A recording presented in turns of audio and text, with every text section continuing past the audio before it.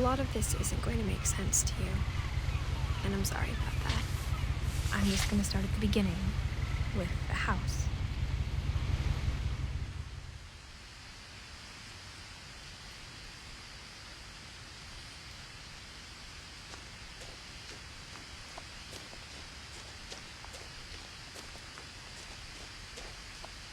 I lived here until I was 11, but I wasn't allowed inside half the rooms.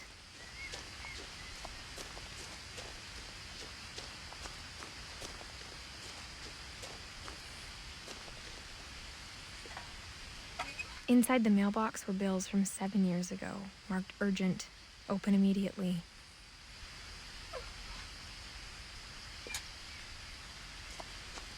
I hadn't been back since my brother Lewis's funeral.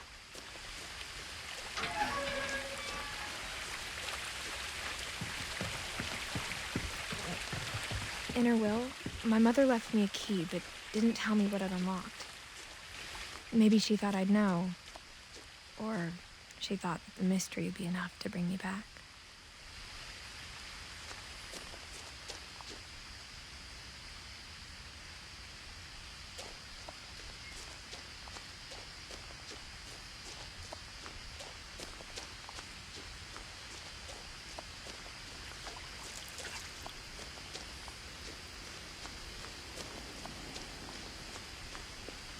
The truth is, even after I inherited the house, I never thought I'd come back to it. But now I had questions about my family that only the house knew the answers to.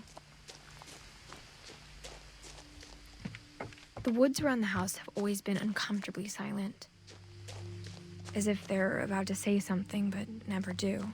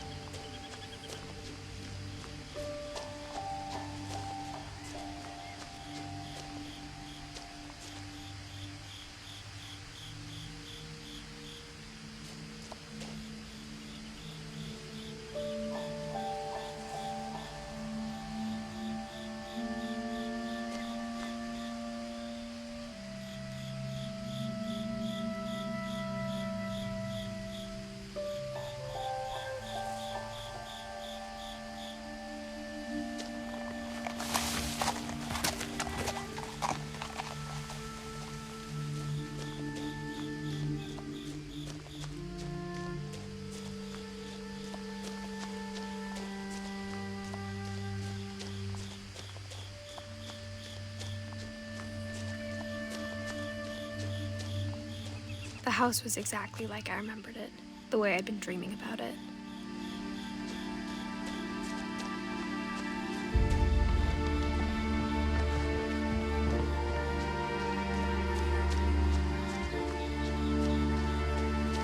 I asked Edie once about the dragon in the pond. She said it had killed her husband.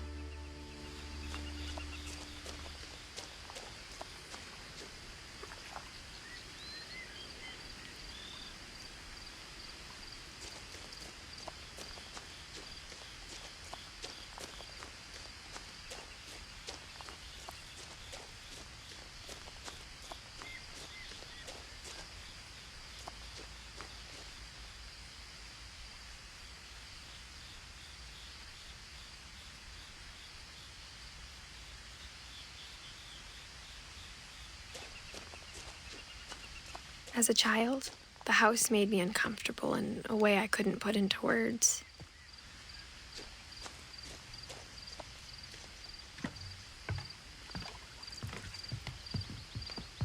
Now, as a 17-year-old, I knew exactly what those words were. I was afraid of the house.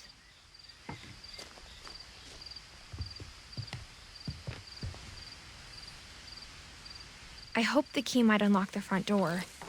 It didn't. Looking in, I felt like the house itself had been waiting for me.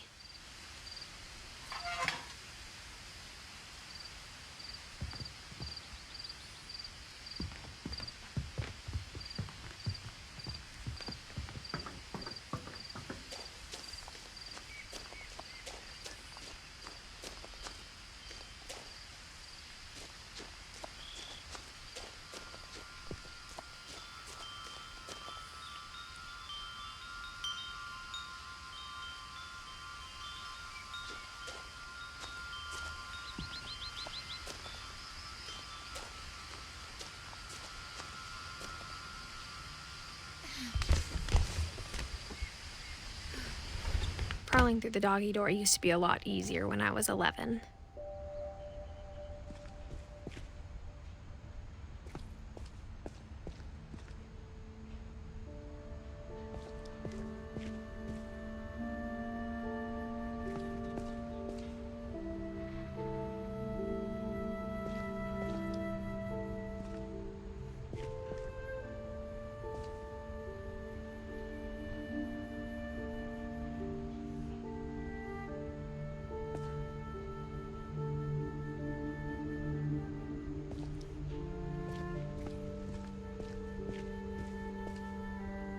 The power had been turned off the night we left.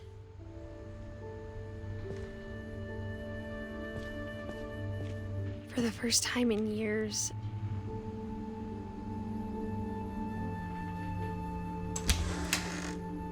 I felt like I was home.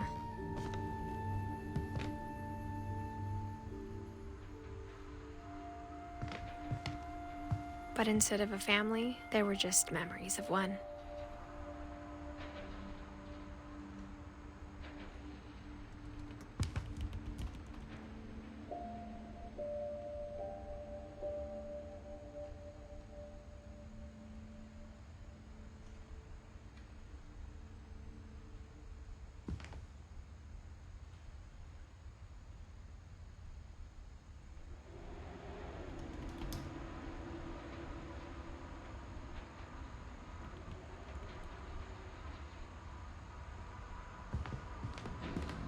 Like how after Louis started working at the cannery, we all got sick of eating salmon. Except our cat, Molly.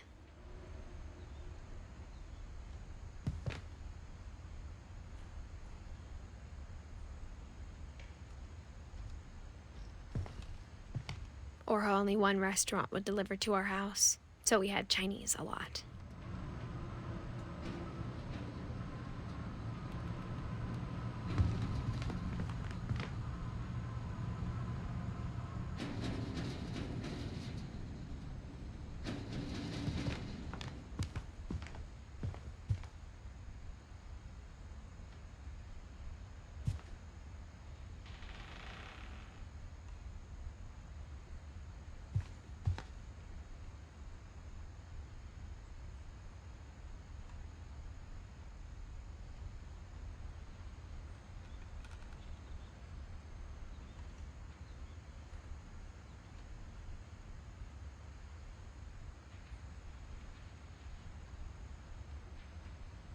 The table was still a wreck from the night we left.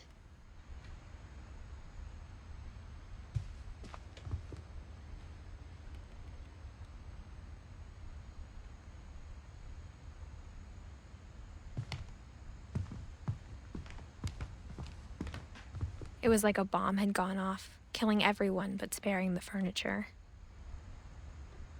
My mom was the only one of us who could imagine Great-Grandma Edie living in a nursing home.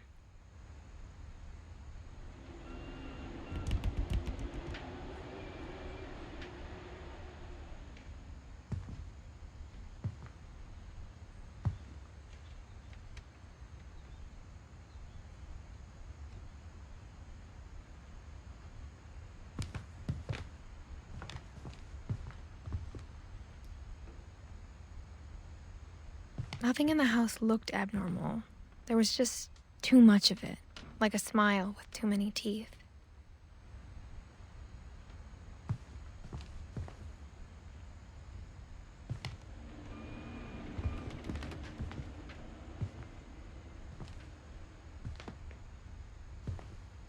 Even the fireplace had a story. Edie told me the bricks came from the original house, after it sank.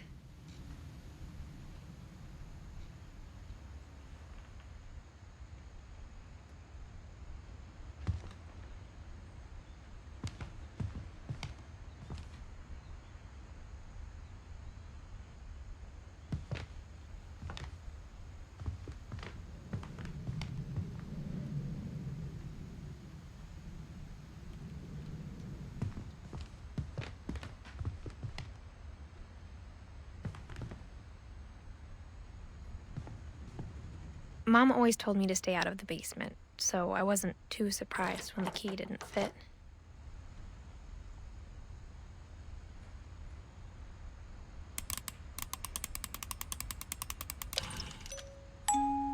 Great-Grandpa Sven built a music box for Barbara, along with the rest of the house.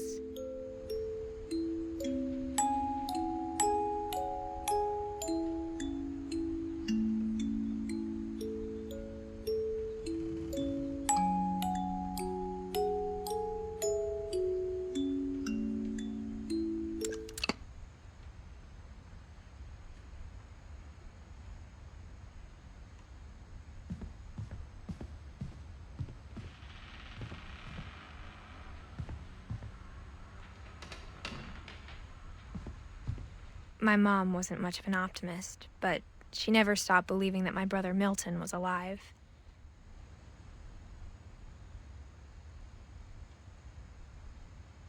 A lot of things got left behind in the whirlwind of that last night.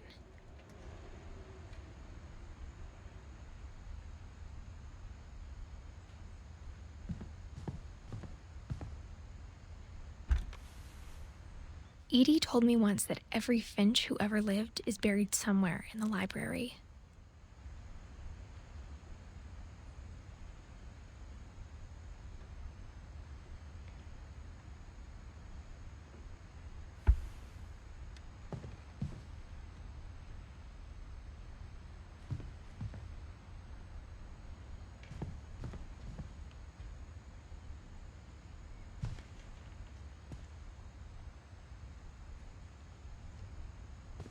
After Milton disappeared, Mom sealed up all the bedrooms. Then Edie retaliated and drilled peepholes.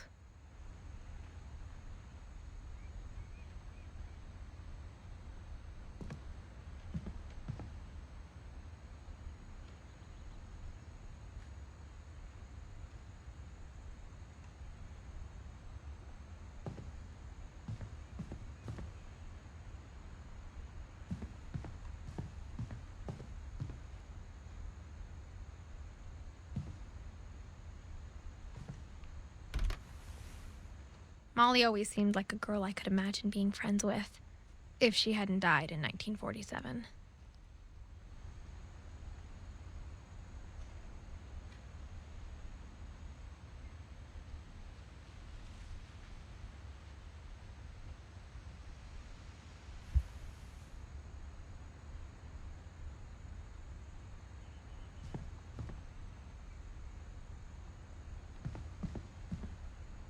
I spent a lot of time playing in Great Uncle Walter's room.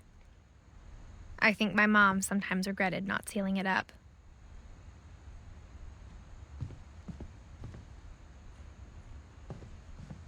Lewis told me there were secret passages, but I never believed him.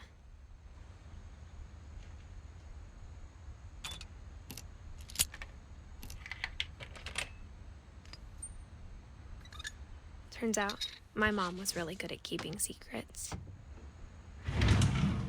Now it was time to find out what my mom had been afraid of.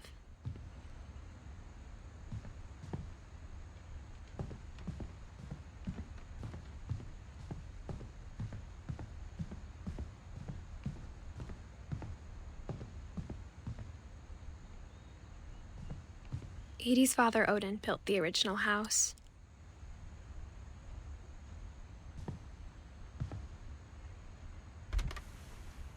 Barbara was a child star for 2 years, until America grew out of it.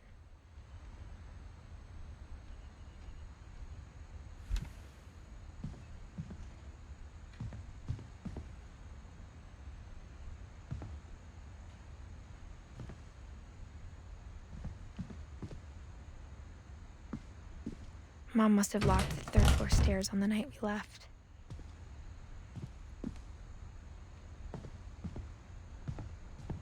Whenever people ask me about my family, the first thing they always want to know about is Barbara.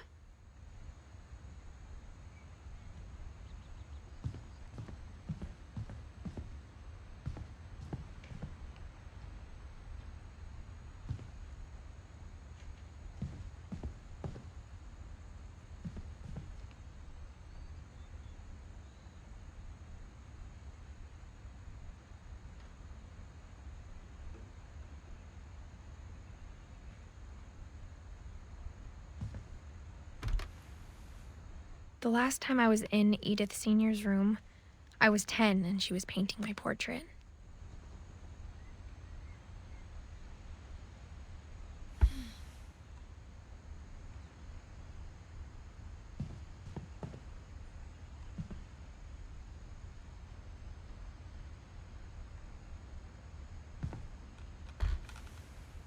My Grandpa Sam spent 7 years sharing a room with his dead brother, Calvin.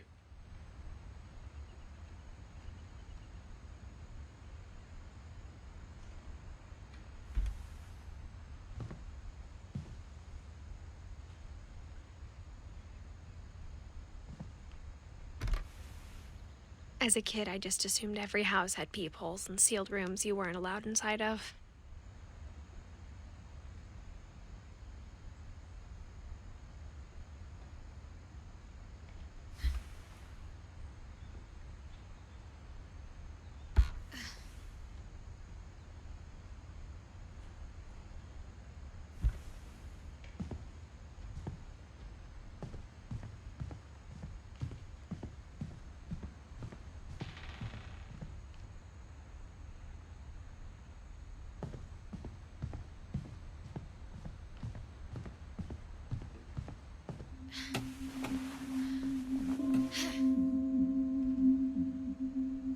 From the paintings on the wall, it was clear my brother Milton had been here before me.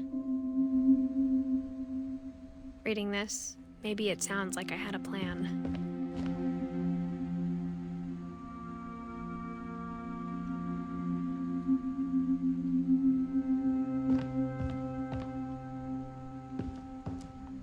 But I had no idea what was behind that door.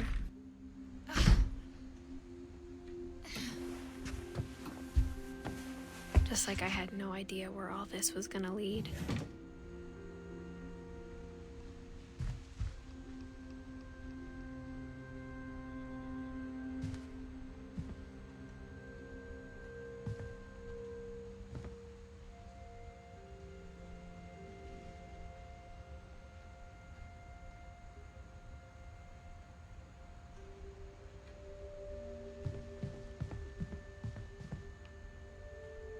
I got the sense Edie had spent a lot of time here, before my mom sealed the doors.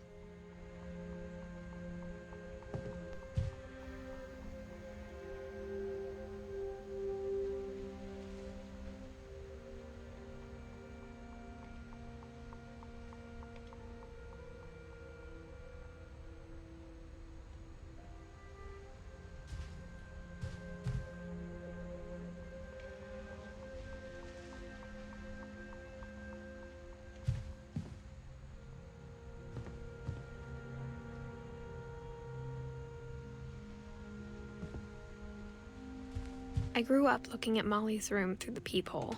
Molly's gerbil had a tiny bedroom with its own even tinier gerbil cage.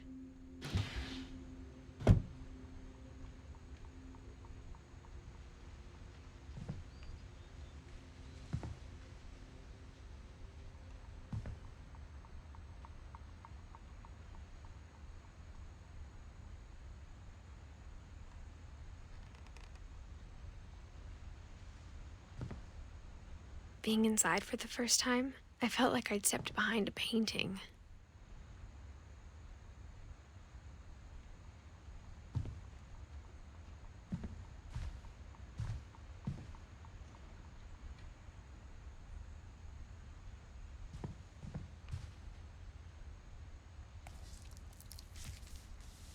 December 13th, 1947. Dear Diary, I'll be gone soon, but I wanted to tell somebody about what's gonna happen. It started when Mom sent me to bed without dinner. I woke up and I was starving, so I looked around for something to eat.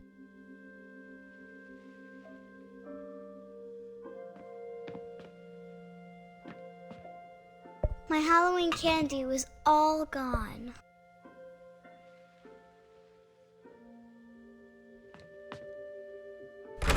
Mom, can I come out now?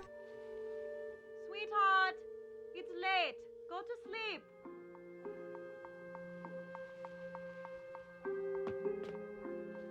The gerbil food was dry, but I didn't mind it.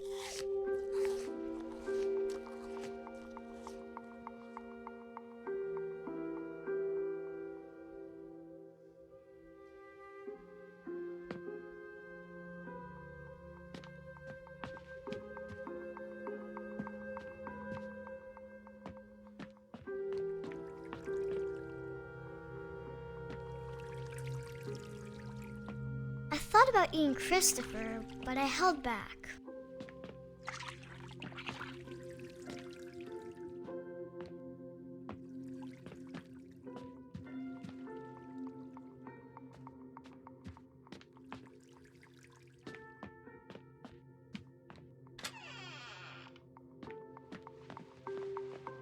I kept eating and eating.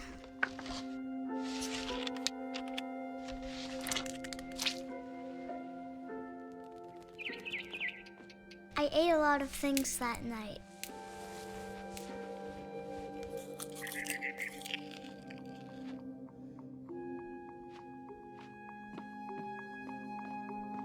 Then I heard chirping outside my window. It was a barn swallow going back to her nest. I reached out for her.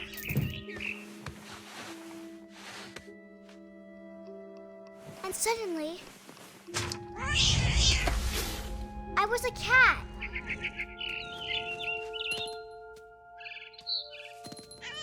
I tried to be quiet, but the bird was really scared.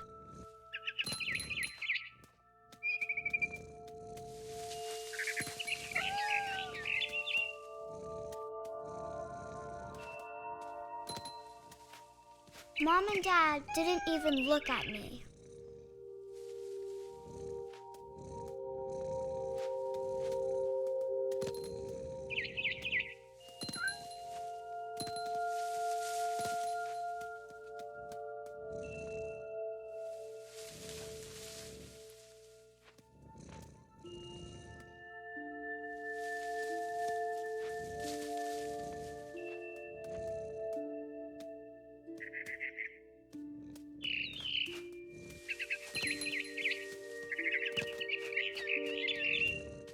I jumped and I almost got her.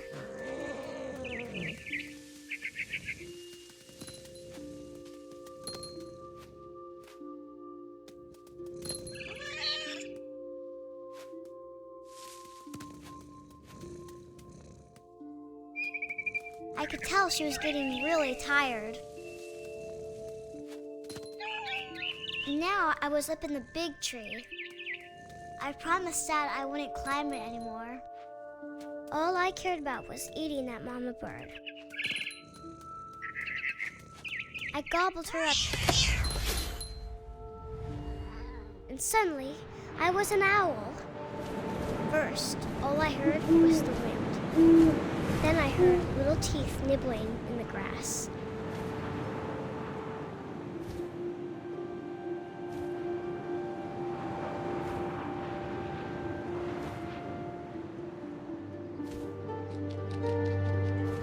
Rabbits.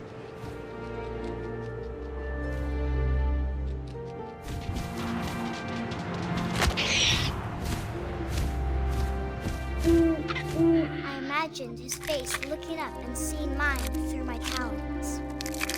I swallowed him up, and I didn't chew one bit. Then I flew off to find something bigger.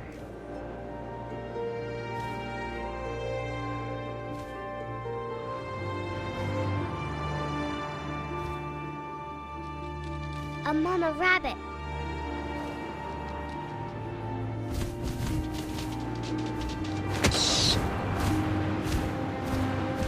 She was almost too big to carry. I started choking, but I couldn't stop eating. And suddenly, I was a shark.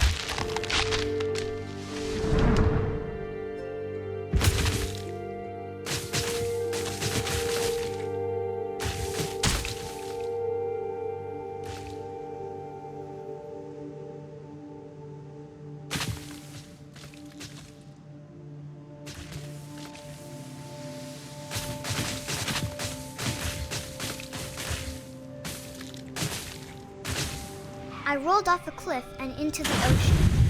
Now, I was hungrier than ever.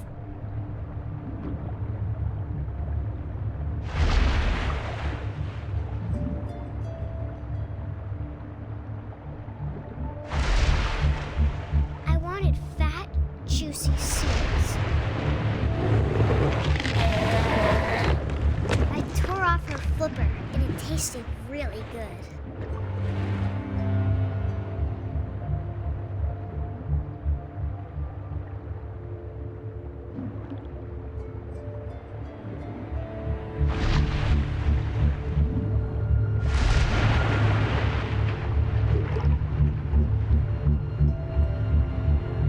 Grabbed on tight. And when I was so hungry, I jumped out of the water. When I opened my eyes, everything had changed.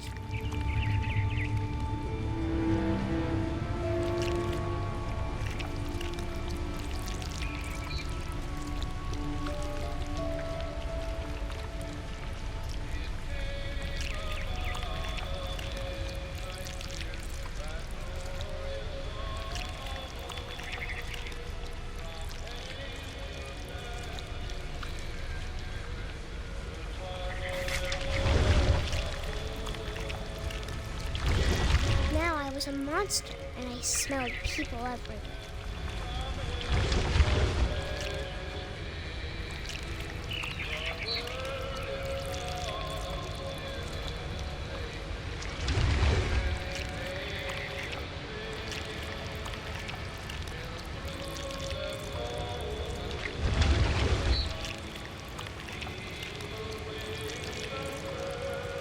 I was big, but I moved real quiet.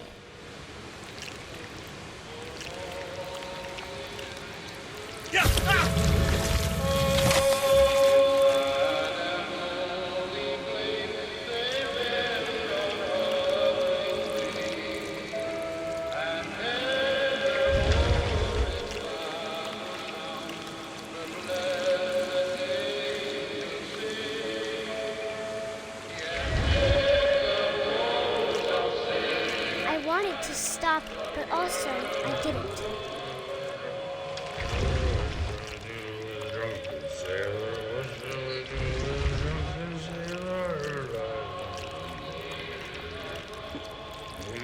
Belly will rust. Belly will rust.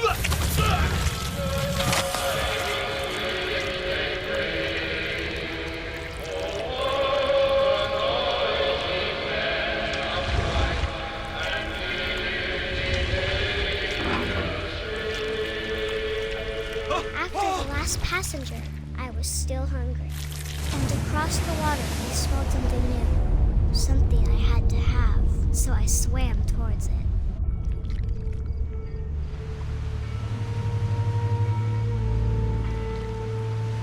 I slithered onto the sand, and the good smell went into an old pipe.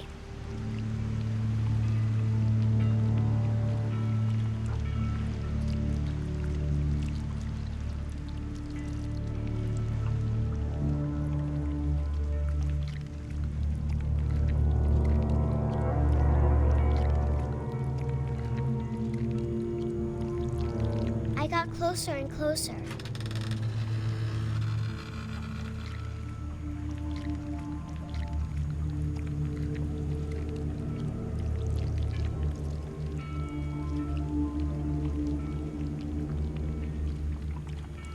All my stomach started growling. And suddenly, I was me again. I held my breath for a long time, but I couldn't hear anything. I think It's waiting for me to fall asleep. But it's not going to wait much longer. It needs to feed, and we both know I will be delicious.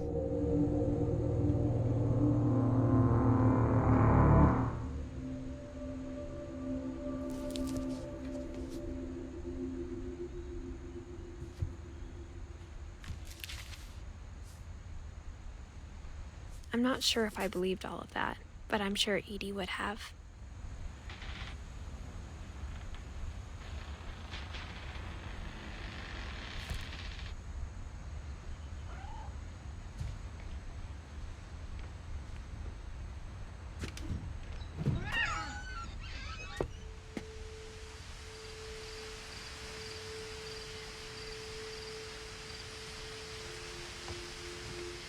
This will be obvious later, but my mom never told me any of these stories.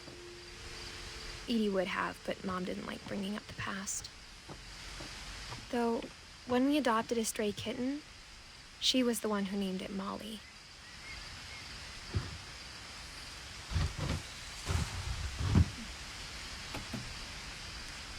I spent a lot of time in Great-Grandma Edie's room.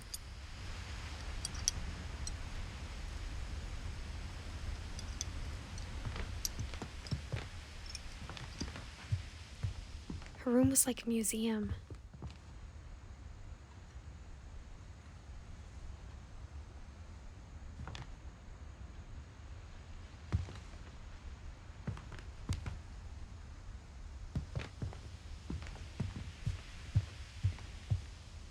Even in her 90s.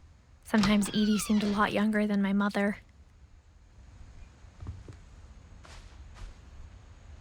The only trace Grandpa Sam's first wife, Kay, left on the house was the pink bathroom.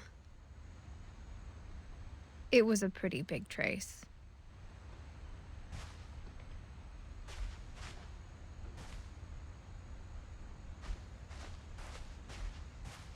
When Edie told people Sven was killed by a dragon, she could also have said he was building a dragon-shaped slide that collapsed. She could have, but she didn't.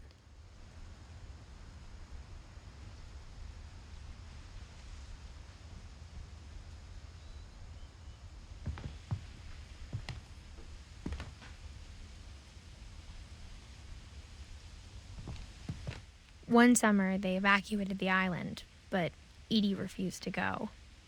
For a few weeks, she was a celebrity.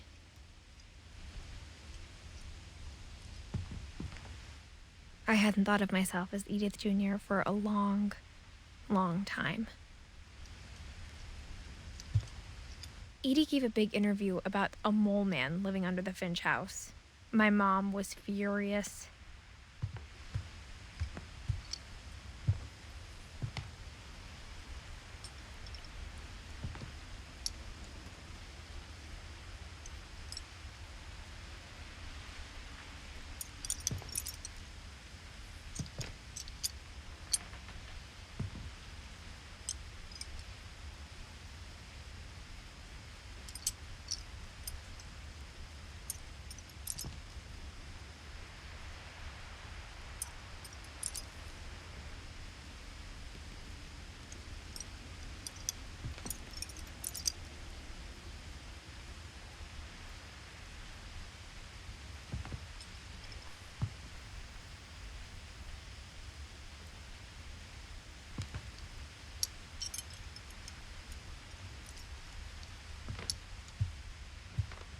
Louis died a week before we left, but Edie had already started to memorialize him. Edie knit me a new pair of gloves every year, just in time to replace the old ones.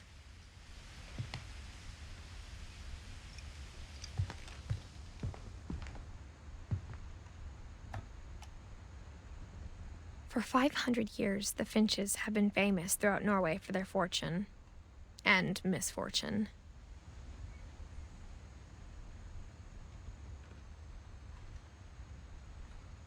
Odin Finch buries the latest victims of the family curse, his wife Ingeborg and their newborn son, Johan.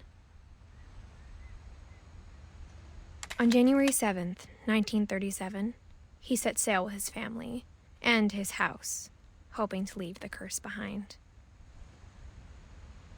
But 40-foot waves off the coast of Washington send the house and Odin to the bottom of the sea. Odin's daughter Edie, with husband Sven and baby Molly, step ashore on their new home, Orcas Island. Odin Finch is the first to be buried in the new family cemetery. His daughter Edie is already dreaming of a new Finch house.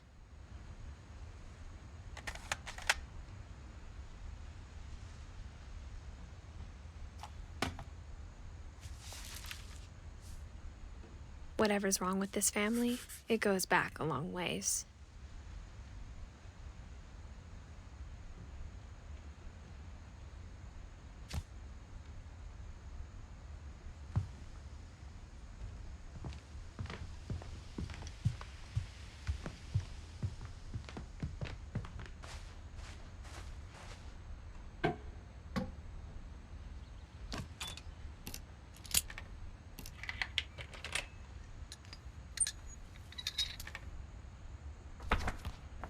There's a secret in this bathroom. It's in the last place you would look. It isn't in the cupboard. It's hidden in this book.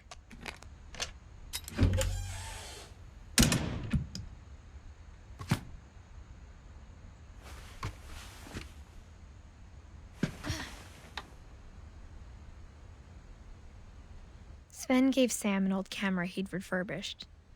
He never put it down.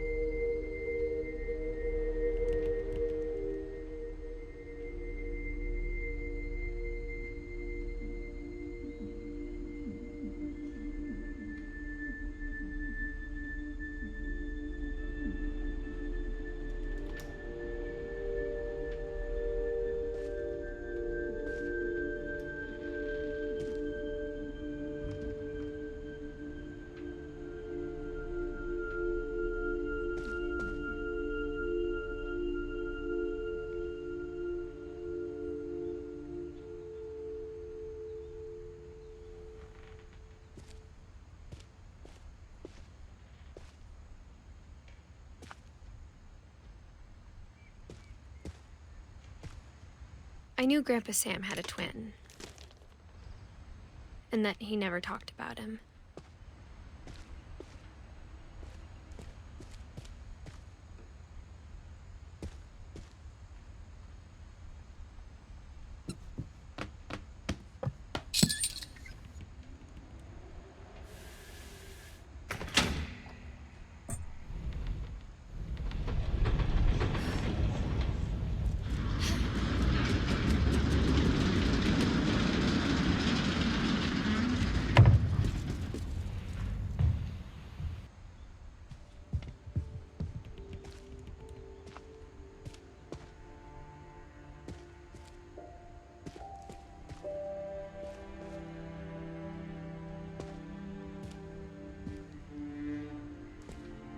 I guess my grandpa didn't like history any more than my mom did.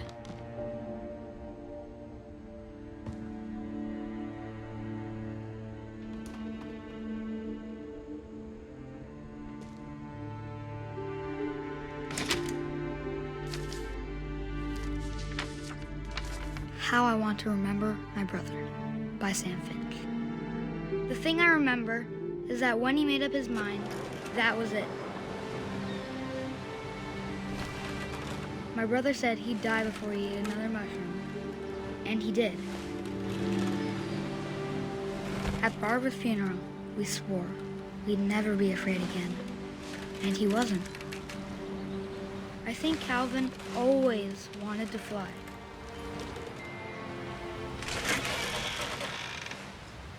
Sam! Calvin! Dinner's ready! Coming! But that day, he finally made up his mind to do it. I told him going around was impossible. Maybe if I hadn't said that,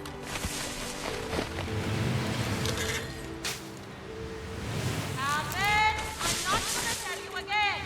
maybe if the wind hadn't picked up, then maybe he'd still be here. But I doubt it. I think he'd already made up his mind. That's what I want to remember about my brother.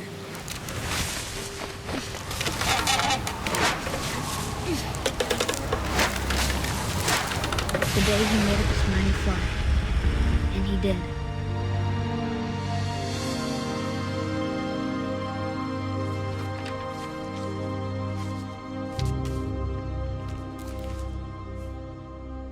Calvin's story felt strangely familiar. When I was younger, I remember trying to do the exact same thing.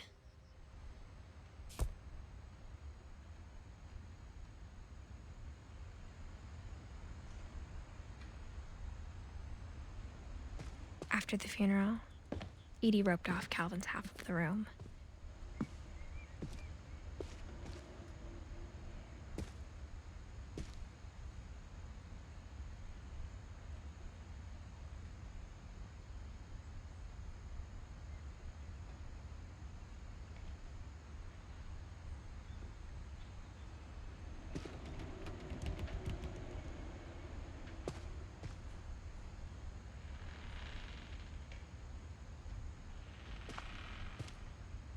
Mom said Grandpa Sam enlisted at 18 and never set foot in the room again.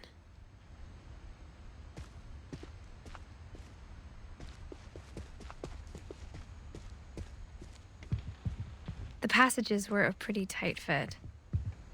They'd obviously been built for smaller hands and bellies.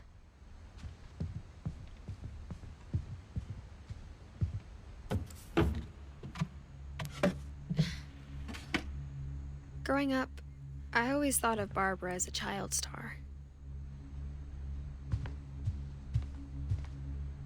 I never thought about how hard it must have been for her afterwards.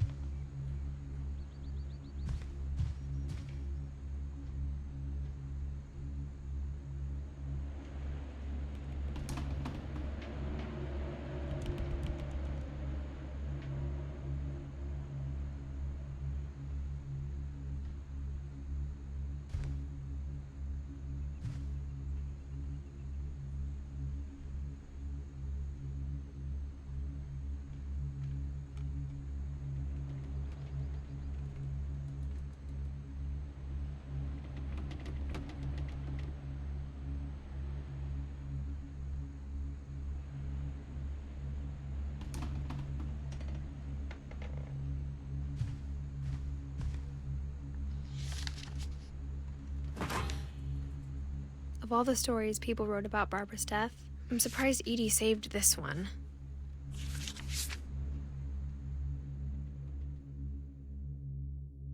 Old Jack here with another ghastly tale inspired by America's most unfortunate family. I'm calling it The Surprise Ending of Barbara Finch. As a child star, Barbara was famous for her scream. Now at 16, she was all washed up. A has-been. But in a lucky break, she'd been asked to perform her signature scream at a local convention for monster movie fans. It was just the boost her career needed. Unfortunately, her scream hadn't aged well. Getting better. I think you just need the right motivation. Her biggest fan and current boyfriend, Rick, was about to demonstrate when... Now that was a great scream. It was Barbara's father, Sven. He'd slipped into a table saw and had to be rushed to the emergency room. So Barbara got stuck babysitting her youngest brother, Walter. Her convention comeback was cancelled. Okay, I'm hearing frustration, but I'm not hearing terror. What if I tried... A gang of hoodlums in Halloween masks have been terrorizing Orcas Island tonight. Police are urging residents to... That came from the basement. You're right! Also, I loved your delivery on that. Why is your basement door locked? Because my dad likes making puzzles and secret passages. There's a key hidden in the music box. The secret is to keep winding and winding until finally the key pops out. Thanks, babe. I'll be back in a sec. 20 minutes later, Rick hadn't returned. So Barbara went to look for him, right on cue. She reached for the music box.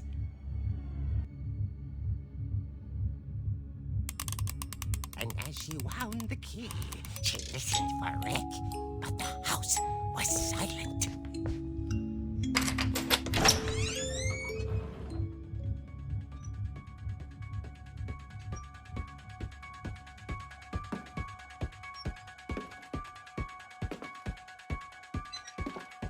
She found Rick's crutch and imagined the worst.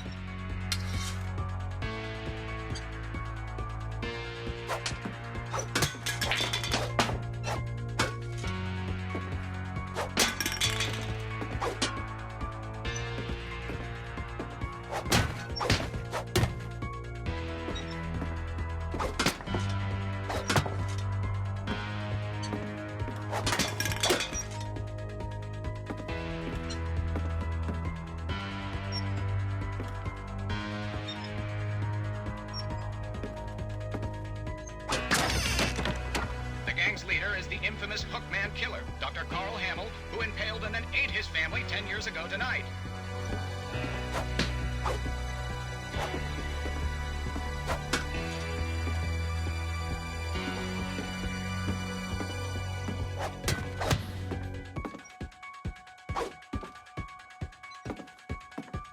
The old fridge rattled and grew still. Oh dear!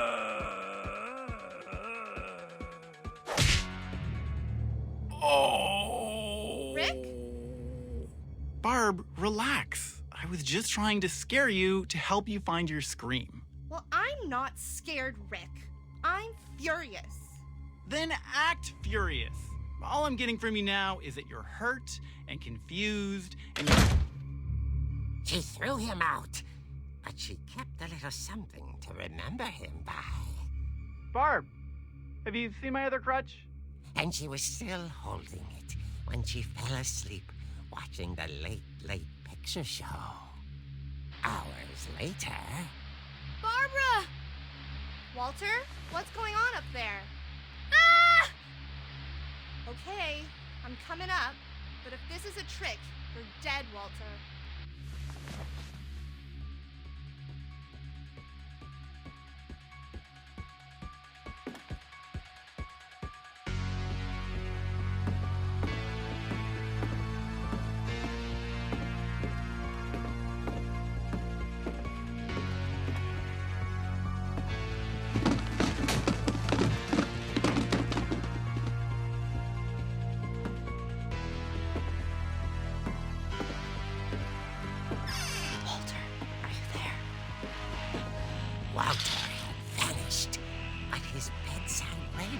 was still on. Orcas Island police describe the man as 6 feet tall, with a steel hook for a hand. Residents are urged to lock all doors and windows and notify the police of any suspicious activity. Barbara turned, saw the hook man, and was speechless. He was quite smashing.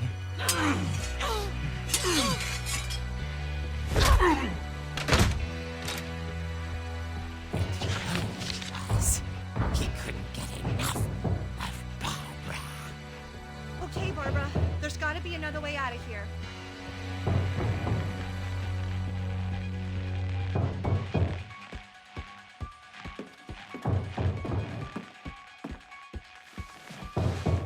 That night, she played her part beautifully.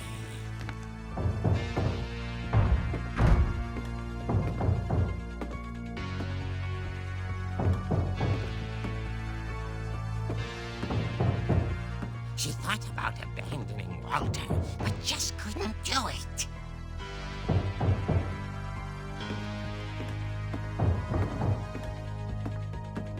Molly's door hadn't been opened in years. The hinges groaned.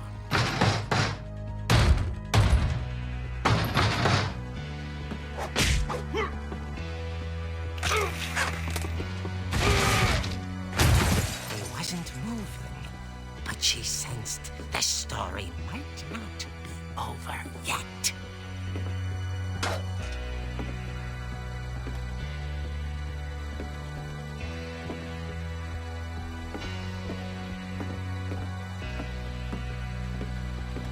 The hookman had vanished. She listened for his breathing, but all she heard was...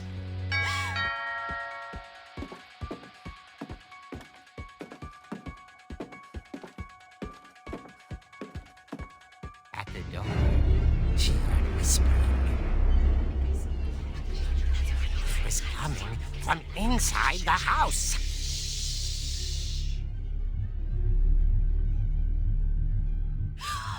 Oh dear.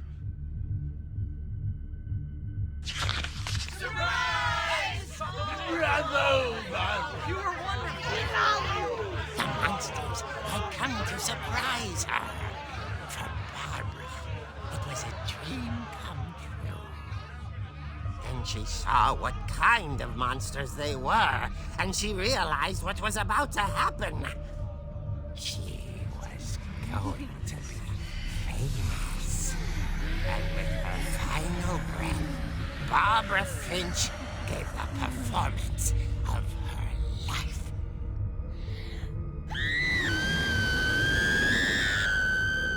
I wasn't there myself, but I hear Barbara was magnificent.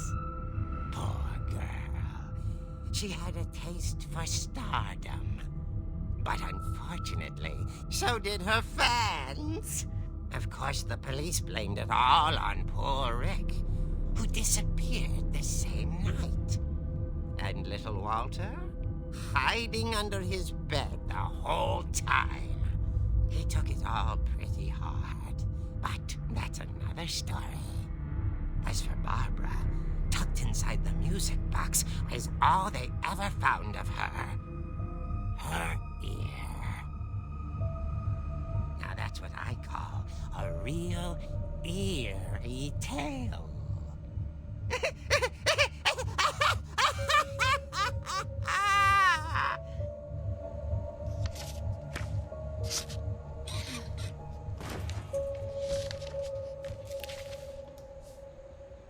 Edie told me all Barbara wanted was to be remembered, as absurd as that comic was.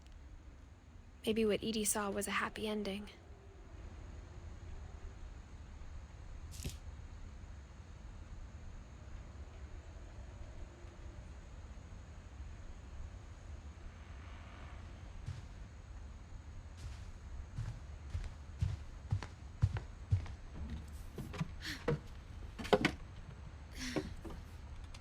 I guess now I know why Mom didn't like me playing with the music box.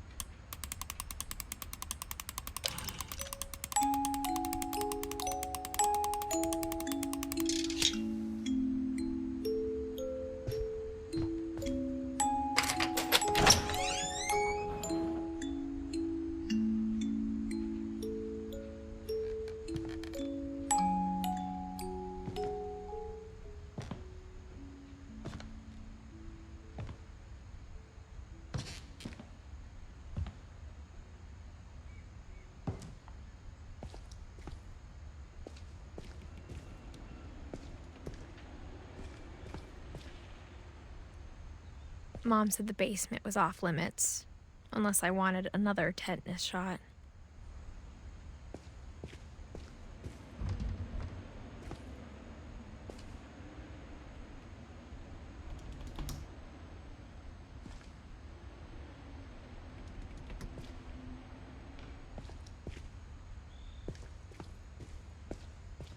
I saw Edie sneak down to the basement once, carrying packages.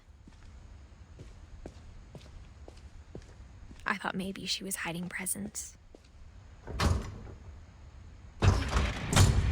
It turned out she was hiding a lot more than that.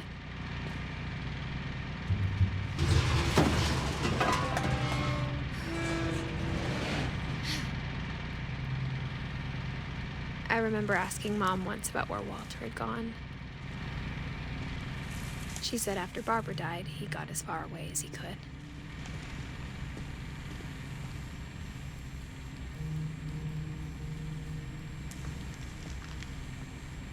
If there's a pattern in all these stories,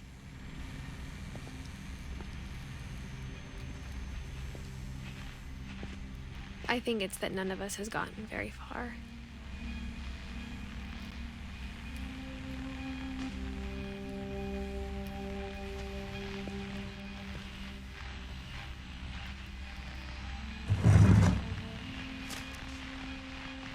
Goodbye, everyone.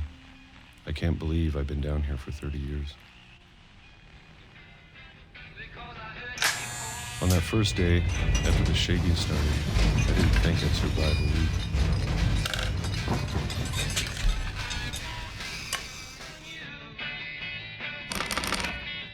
But after a few days, I settled into a routine.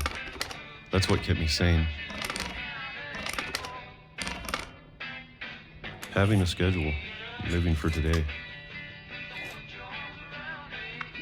I always expected to be dead tomorrow. But if you wait long enough, you get used to anything.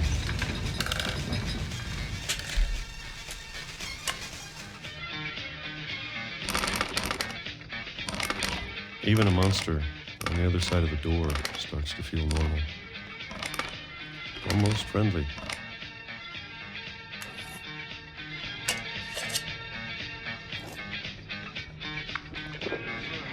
And then one day, everything just stopped. Whatever that thing was, it was gone. Maybe it got tired of waiting. Or maybe I just got tired of being afraid.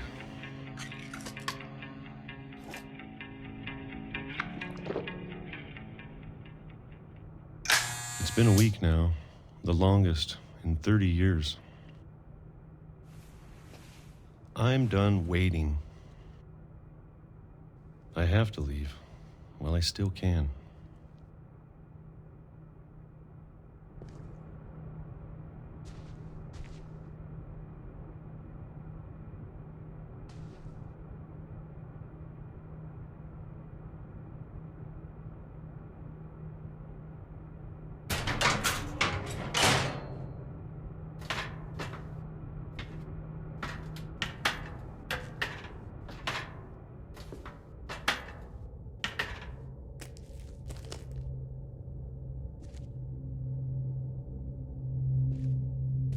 I know it's out there, somewhere.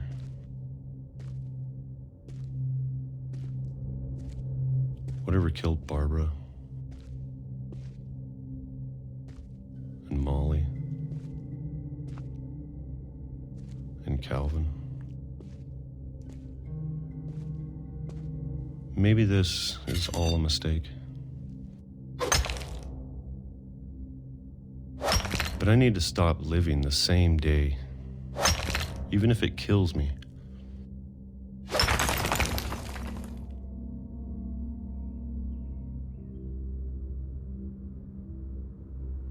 Whatever's out there, I want you to know I'm ready for it. I'm going to appreciate all of it, especially the food. I don't mind if I only have a year left. Or a month. Or a single week. I'd be happy with one new day. I can already imagine the sun on my face.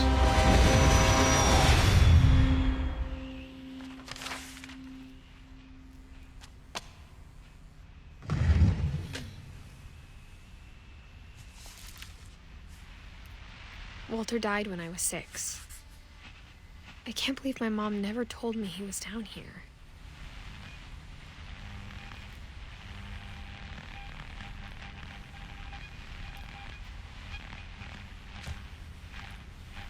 I'm sure my mom was trying to protect me.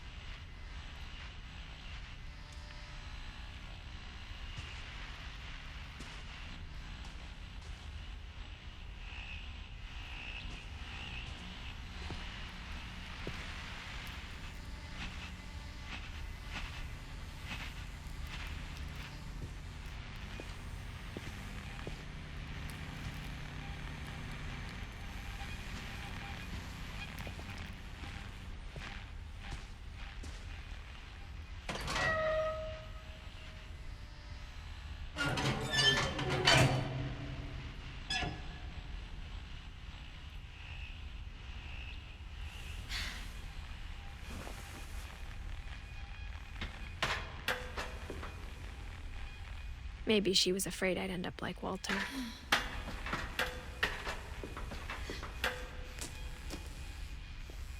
But if she never told me about an uncle under the house,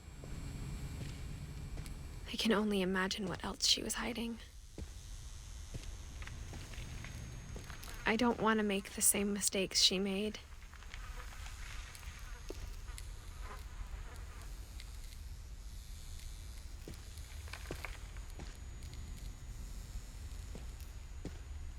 Trying to bury something that's still alive.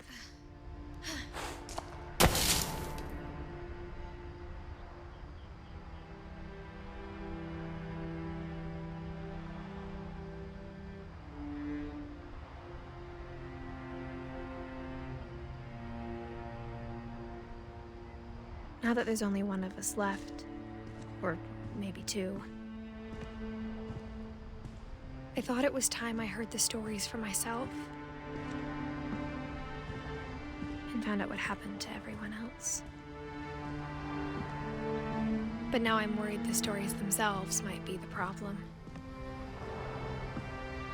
Maybe we believed so much in a family curse, we made it real.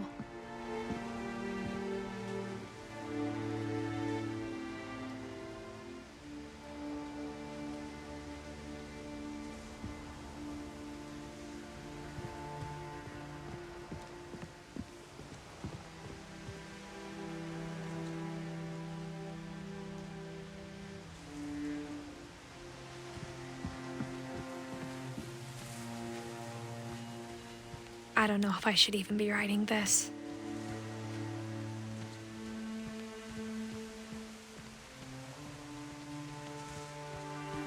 Maybe it'd be better if all this just died with me.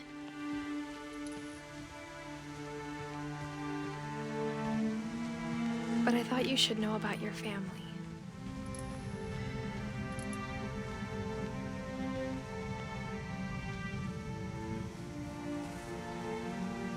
And the history you're a part of.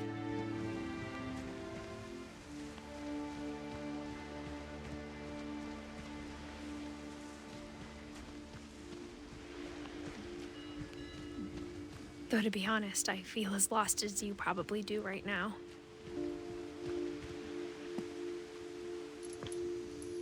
I think the people in these stories believed them, for what that's worth.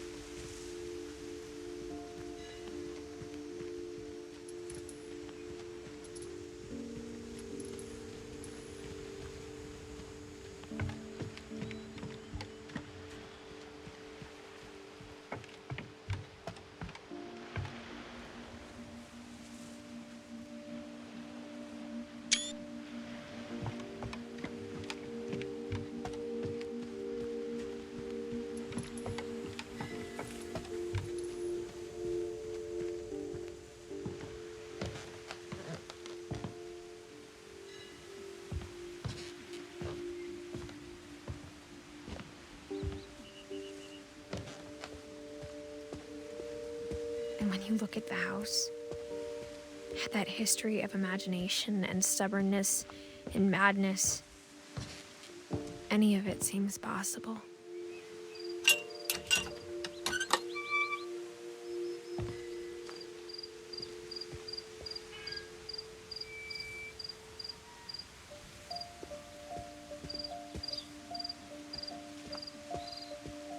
I think we've been surrounded by death for so long, we've just gotten used to it. What kind of family finishes building a cemetery before starting the house?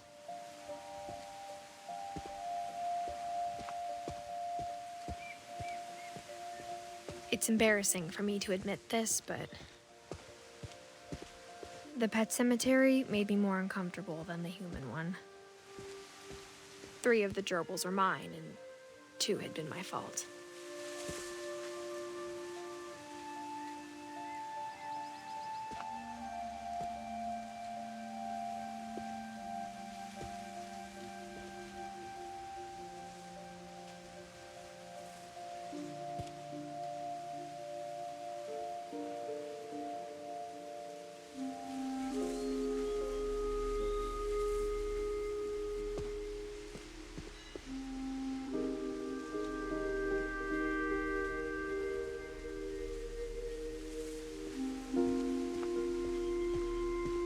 Sven built the house, but it was Edie who designed the cemetery.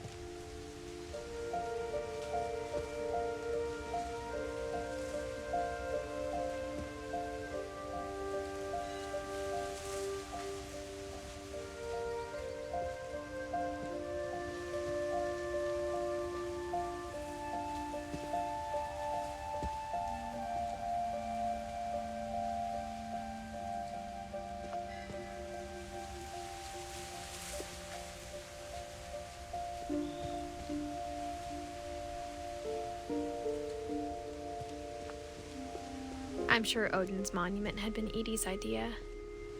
My mom was always trying to move on, but for Edie, the past never went away.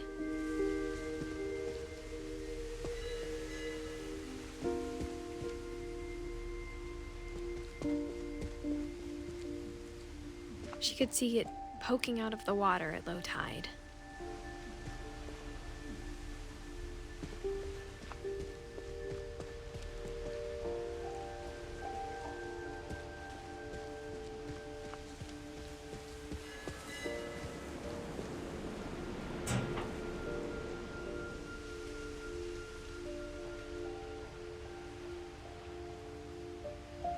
Edie said she dreamed about the old house every night.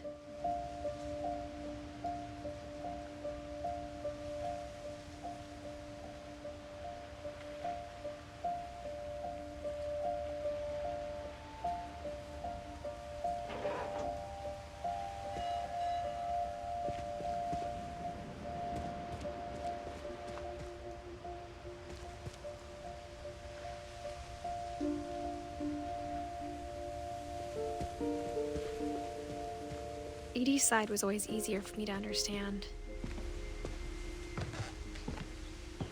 But the older I get, the more I can see where my mom was coming from.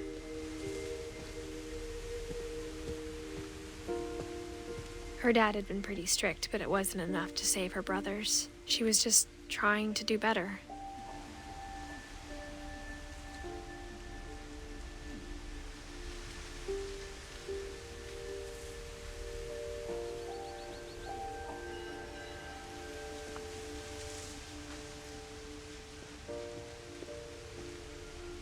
She lost 2 of her brothers, just like I did.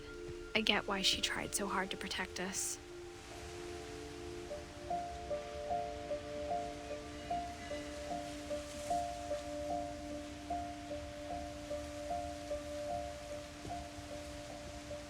We never found Milton's body, So my mom insisted we were putting up a monument, not a tombstone.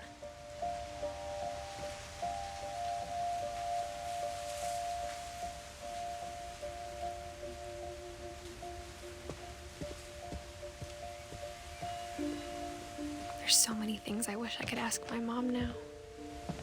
Part of me thinks this is what she wanted all along. For me to come back someday and find everything out for myself.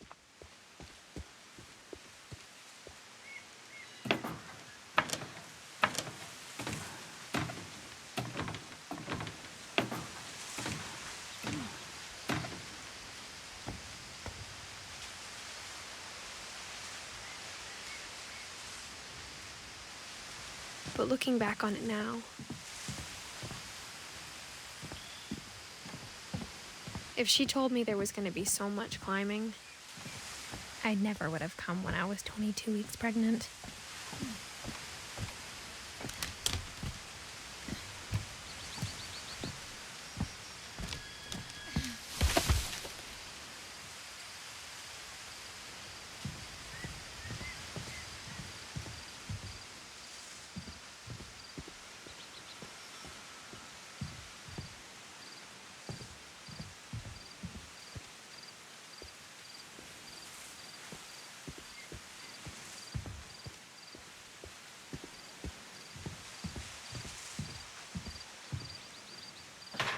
I never met Grandpa Sam, but I think he and my mom had a lot in common.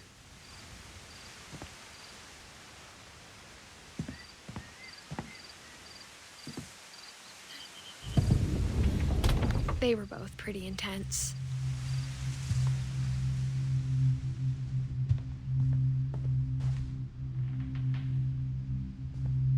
Instead of hiding from death, Sam seemed to go out of his way to meet it.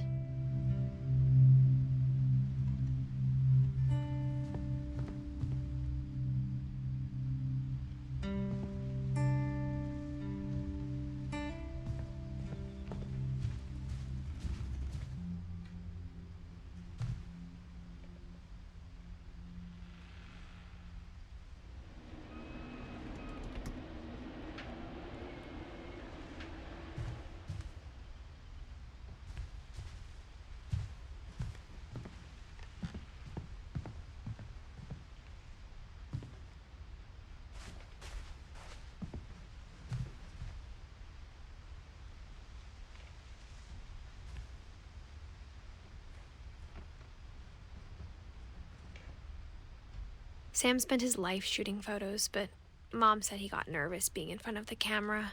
I guess we're all afraid of something.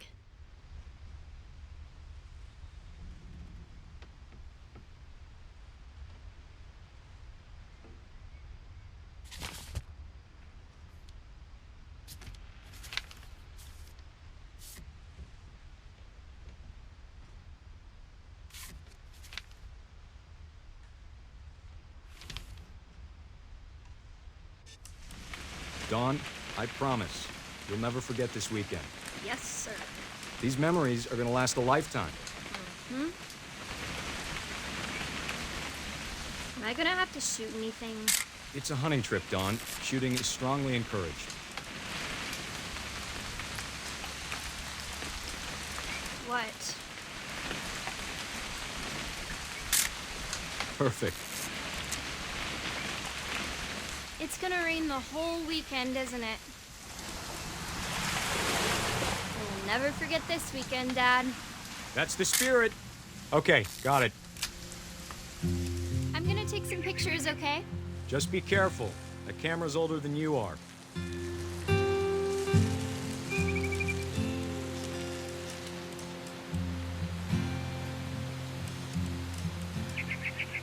You're right, Dad. It's starting to clear up. Still freezing, though.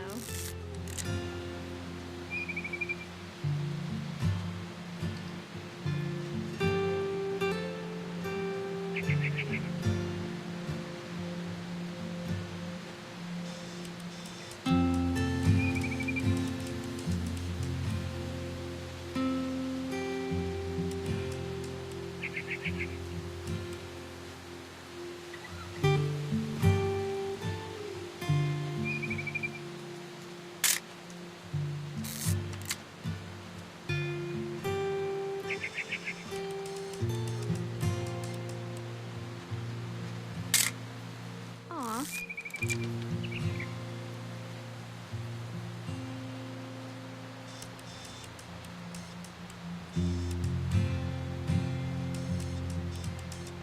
Definitely should not have drunk all that coffee. Hold still while I take a picture of you. I definitely won't be moving. Hey! That's a keeper. Nothing quite like being outside. I'm just saying, I'm not always gonna be here, Dawn. You'll need to remember this stuff, if you want to survive. I'll be fine, Dad. You know who else thought he was gonna be fine? Some guy who died. Dawn, I'm being serious. I know, Dad. You're always serious. Doesn't being out here make you want to chill out? Well, to tell you the truth, I haven't been out here in 20 years.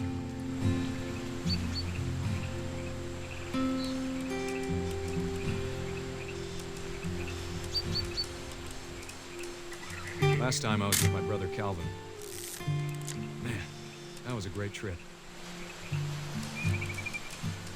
Dad!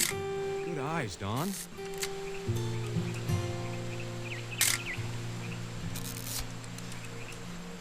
Before you take the shot, let me get a picture of you.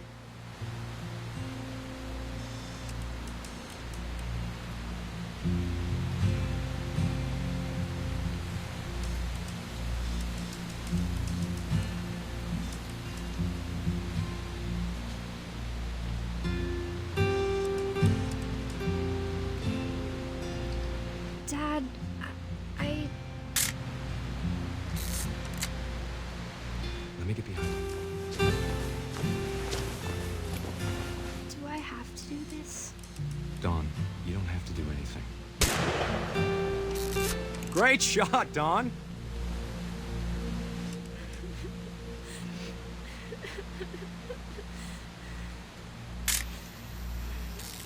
I'm proud of you, Dawn. Always remember that, okay?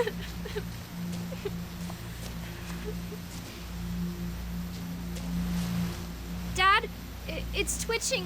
I think That's it's totally so... normal, Dawn. Just focus on the camera. Try not to think about... Dad!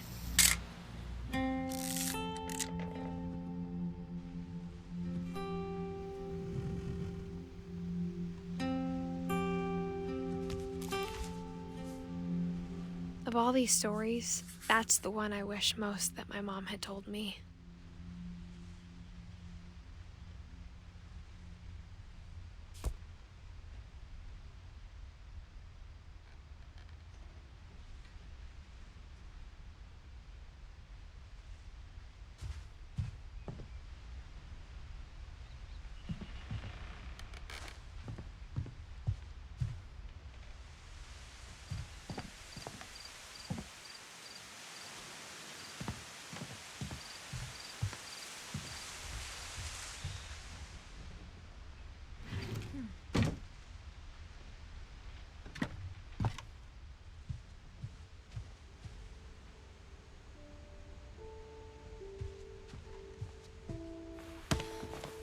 After Sam died, my mom and Edie got really close. They'd both lost a lot.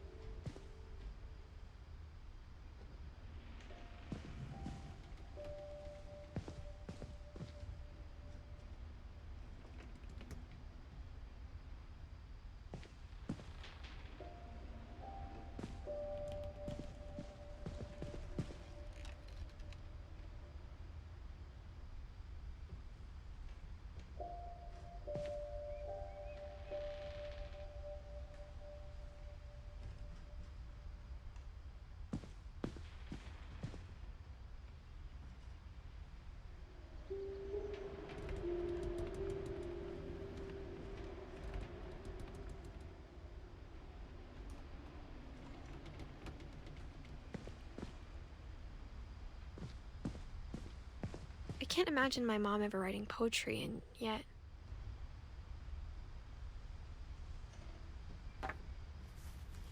A poem for Gus, who always said the wedding was a bad idea. Our father never hit us kids, at least not very hard, before the day my brother said with teenage disregard that he'd be dead before he'd see a wedding in our yard.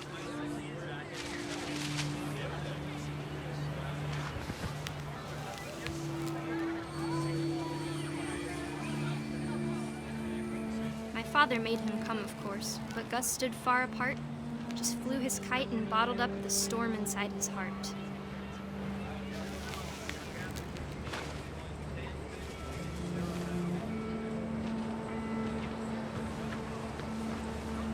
I tried to talk him out of it, but though he'd never met her, "We don't need a stepmom," were the words that I now pronounce you husband and wife.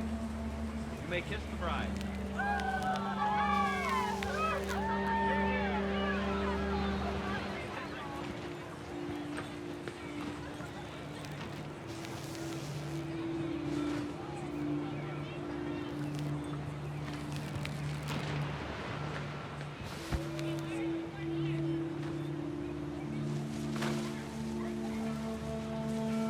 When the time for photos came, Dad ordered him to come here. But Gus declined, and as a sign held up his middle finger.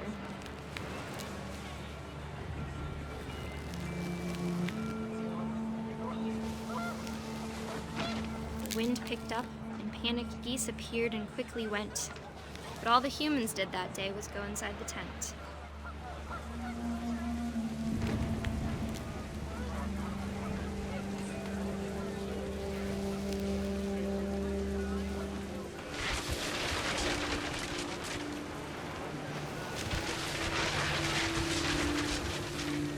The rain came down in buckets then, but no one seemed afraid that nature might destroy the tent our dad had crudely made.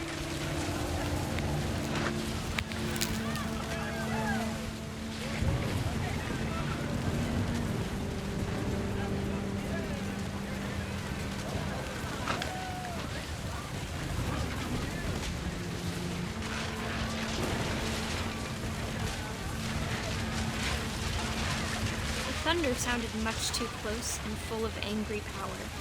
But all my father said to this was, "Make the music louder."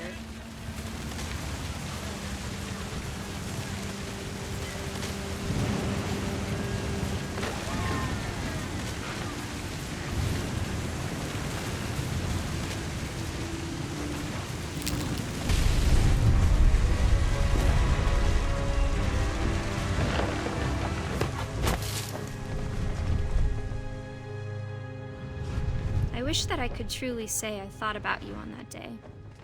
Out there on the beach alone, just you, the wind, the sea, and foam. But I didn't, until we found you.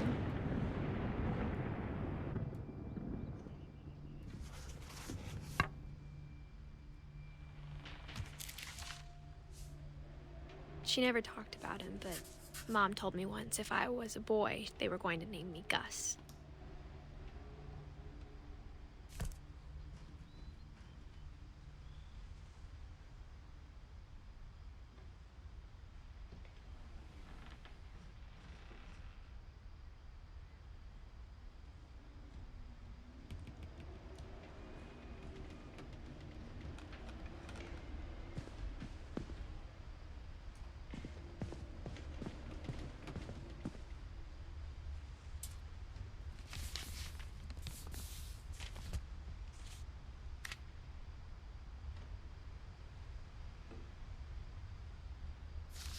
Dear Kay, do you remember the way Gregory used to laugh when he thought he was alone? Like something funny was happening, but only he could see it.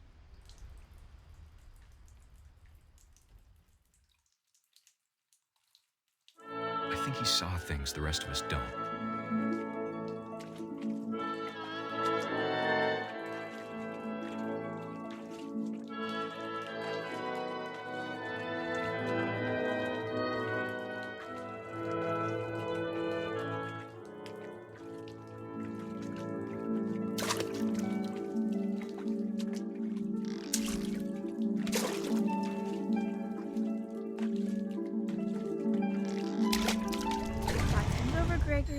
time to...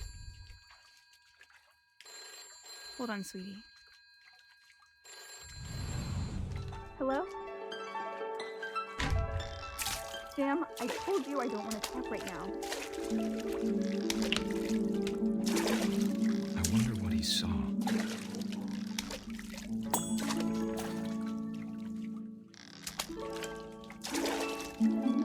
What his world was like.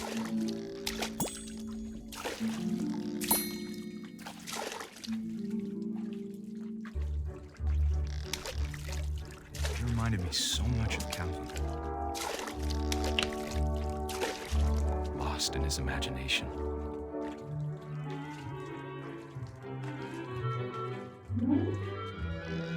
Whatever it was, he saw.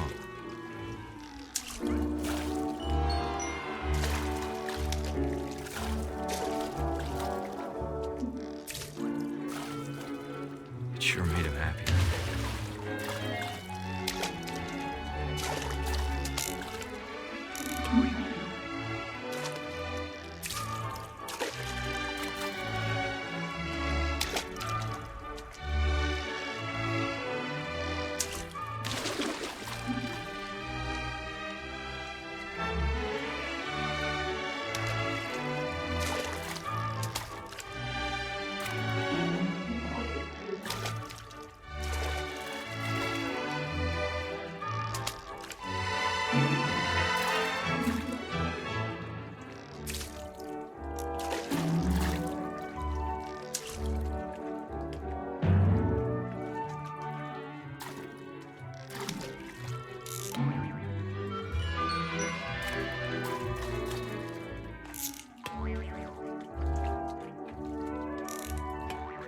I know how silly it sounds.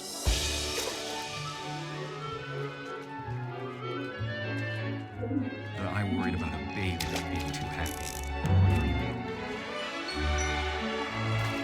But I could feel him slipping away. Sorry about that, Gregory. I know you did everything you could. Maybe if I hadn't called that night. Damn it. Hold on, I don't want Gregory to hear this. I wish he could have told us about the world he saw.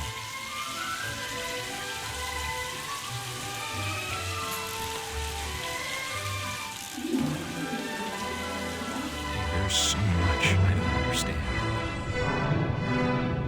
about Gregory, about everything.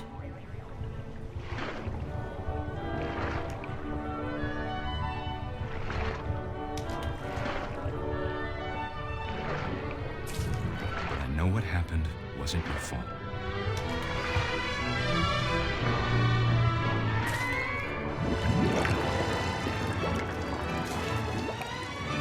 I'm sure he's happy.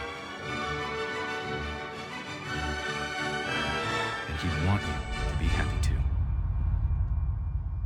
Good luck, Kay. Love, Sam.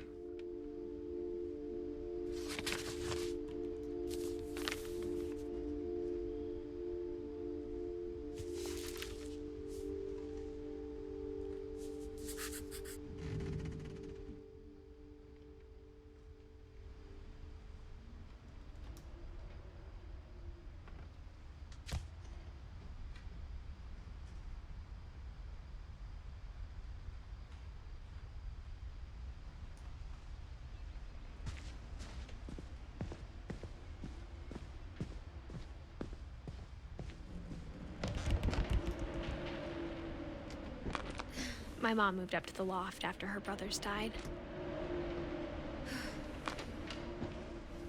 At the time, it was as far away as she could get.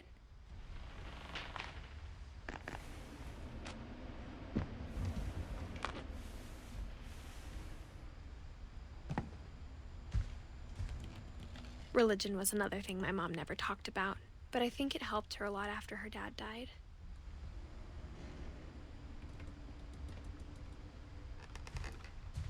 She spent a summer building houses in Calcutta, where she met my dad, Sanjay.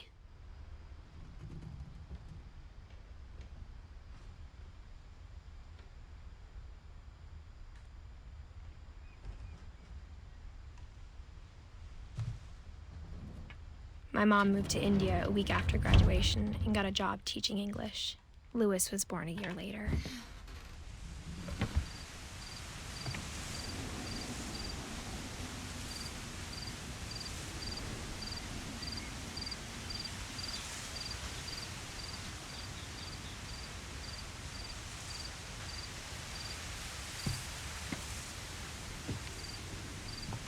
When my dad died, I don't think Mom knew where else to go. I'm sure Edie was happy to have her back. And to see kids in the house again.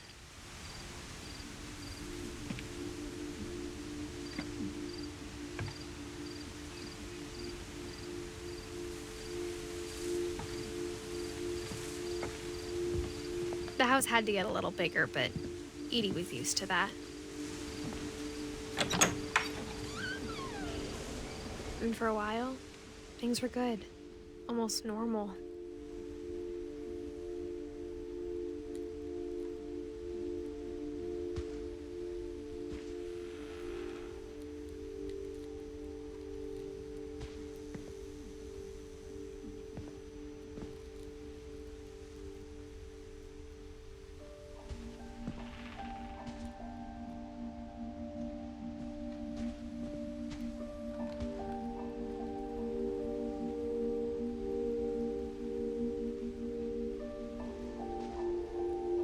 But it didn't last.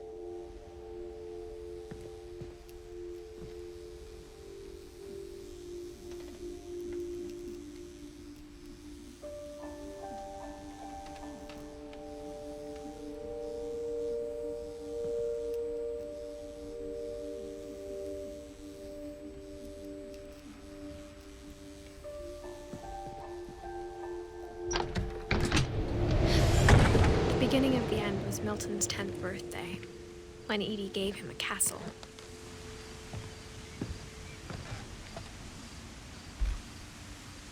After Milton disappeared, the only thing he left behind was a room full of paintings.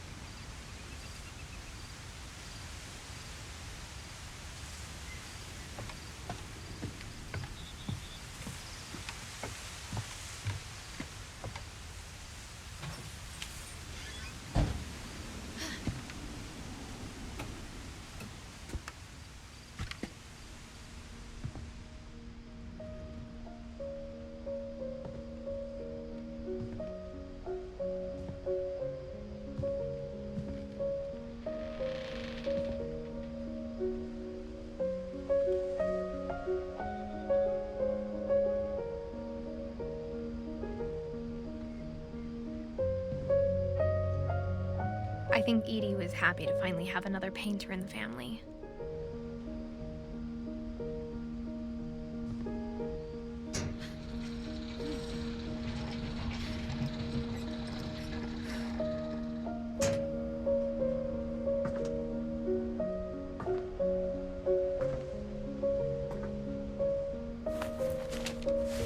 Milton Finch in The Magic Paintbrush.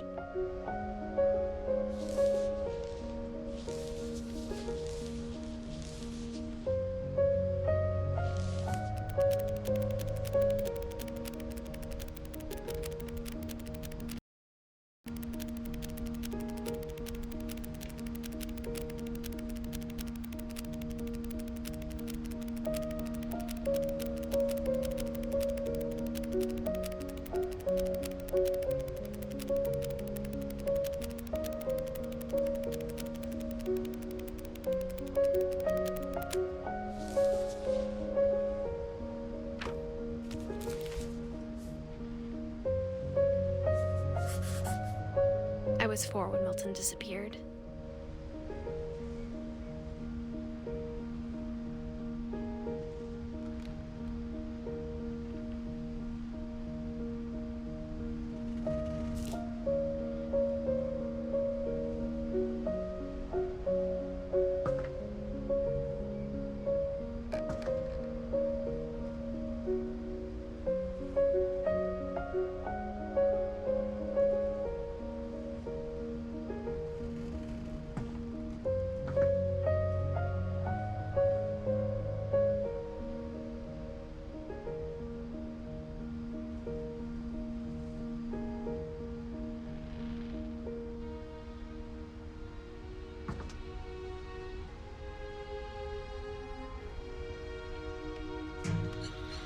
Mom spent months searching for my brother. Then she sealed the doors.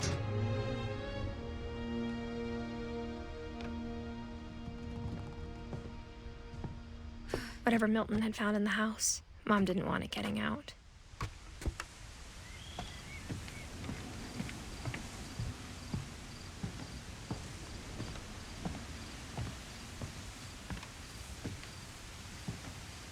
Mom definitely blamed Edie, but I think Louis blamed himself. After he graduated, he just spent more and more time in his room, until Mom got him a job at the cannery.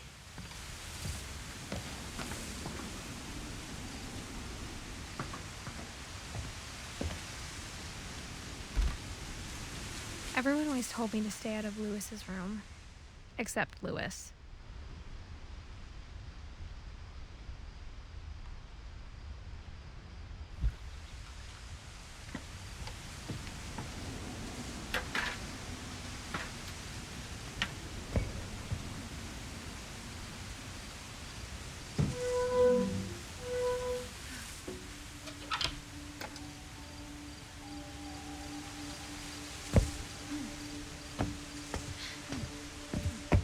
Louis's room smelled very, very familiar.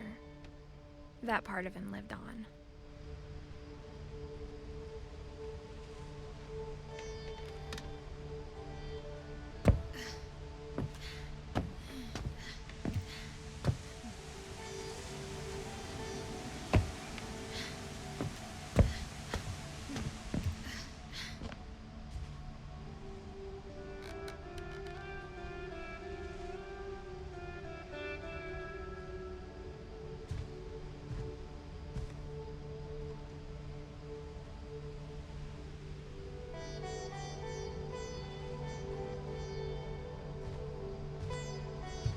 Louis and I spent a lot of time playing games together, but he was surprisingly bad at them. He died a lot.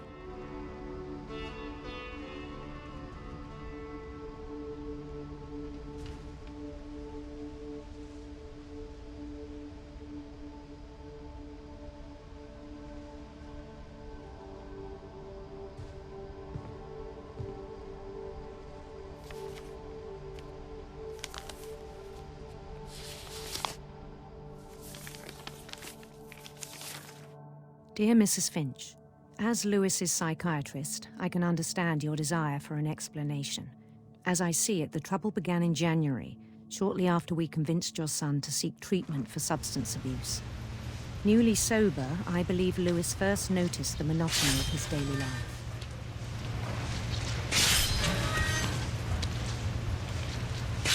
He kept working at the cannery, but he withdrew part of himself.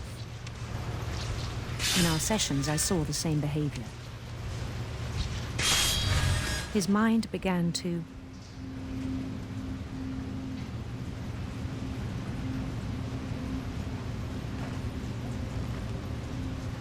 wander.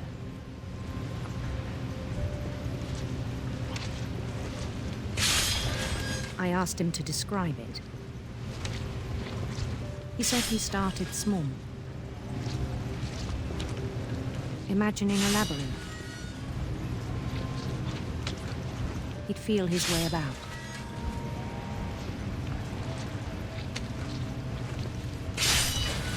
Then something moved. Bats. And toads.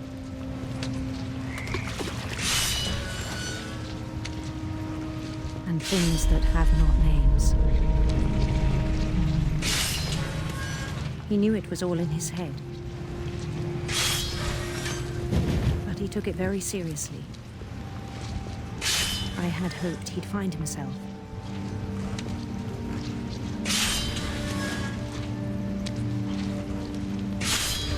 But he found something more. I worried about him then. Daydreaming at the cannery. I spoke with his boss. But he said Louis had become a model employee. Methodical, tireless, focused. Like a whole new Louis. so I let him go on.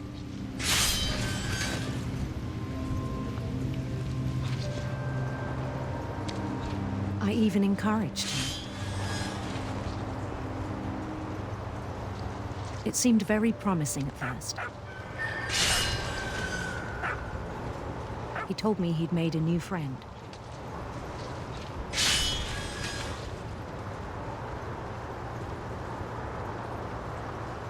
On the edge of a city he named Louis.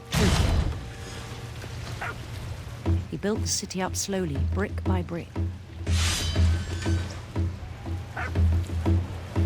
Then he made musicians.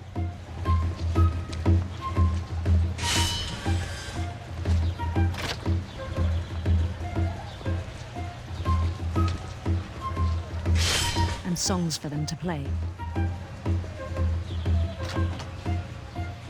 He talked about starting a band.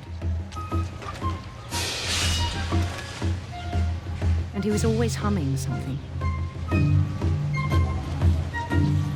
Every day his imagination grew stronger.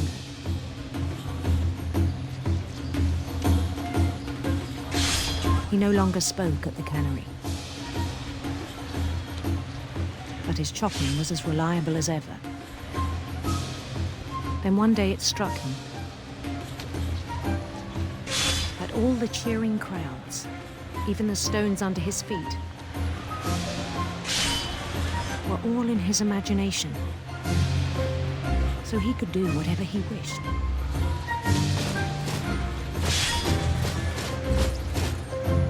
He held an election for mayor.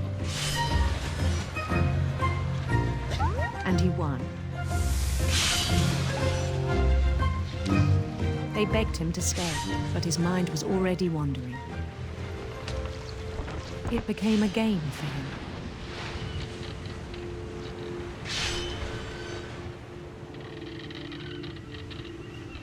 He'd conquer a city, then immediately push on.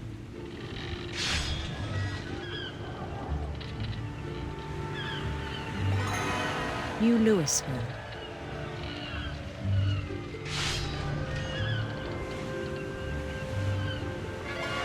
St. Louis.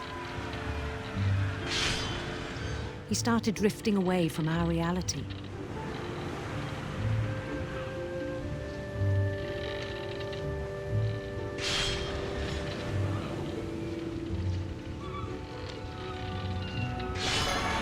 Minneapolis, until one day he forgot to go home from the cannery. Even as his mother pleaded with him, part of Louis kept sailing on.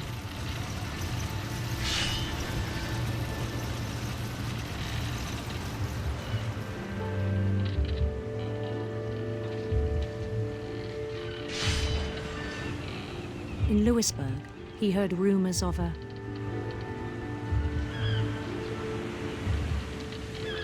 beautiful prince.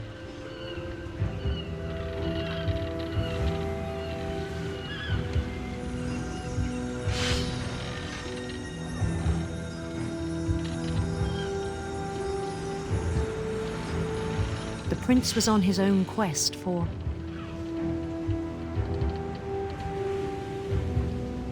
sinister serpents.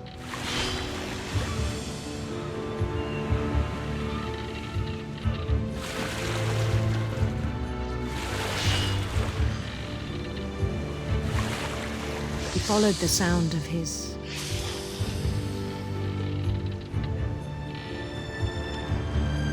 electric sitar.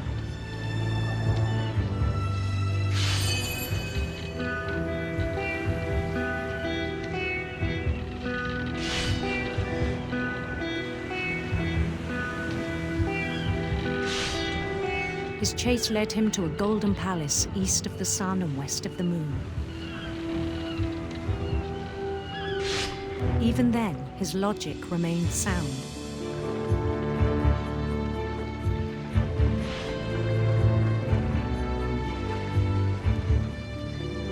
He knew the world was all in his imagination.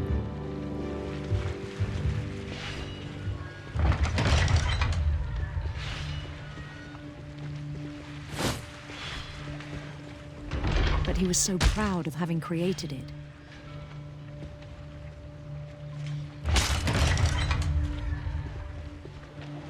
In his own eyes, he'd become something greater than a king.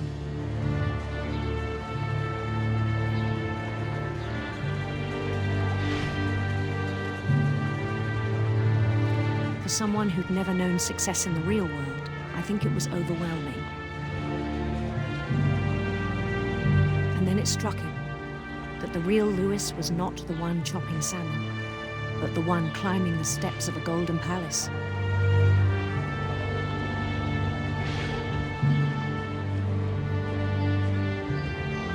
My imagination is as real as my body, he told me. It was hard to argue with him.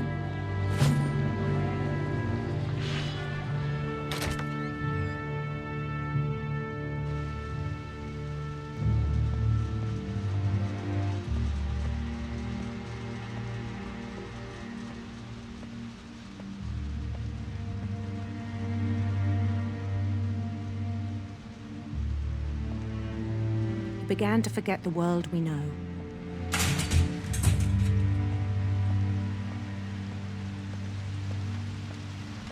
I think it pained him to remember Lewis, the cannery worker.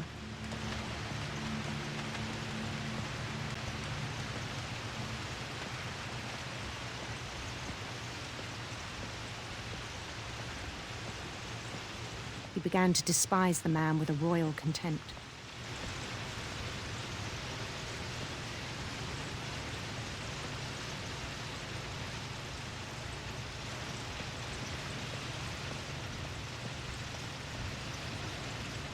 I still thought I could save him.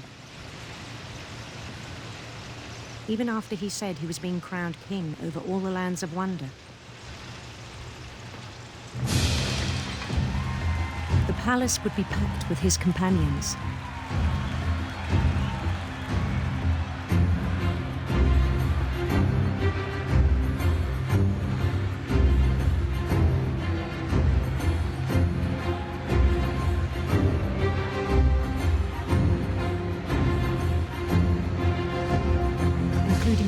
Calico had insisted on advising them.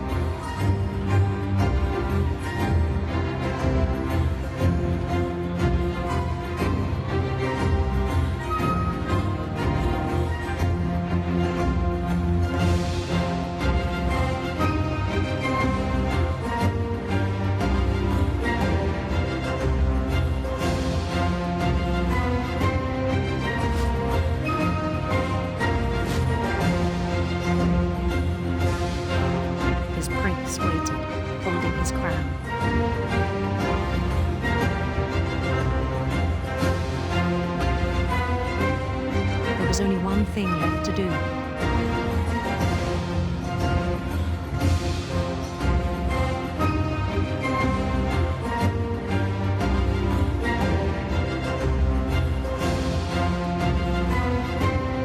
Bend down his head.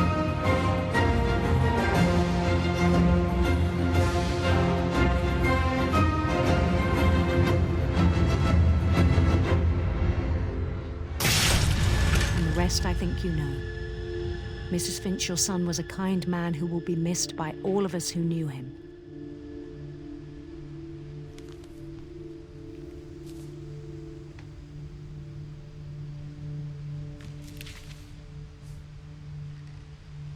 My brother was really cool. I wish you could have met him.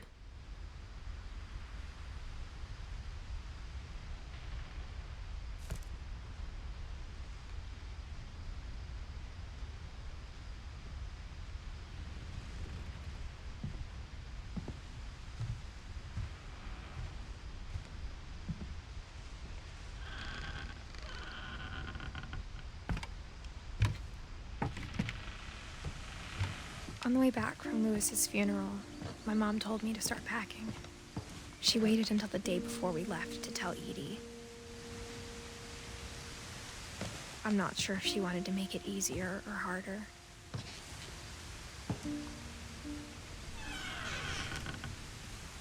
I wish we'd stayed. But I understand why we left.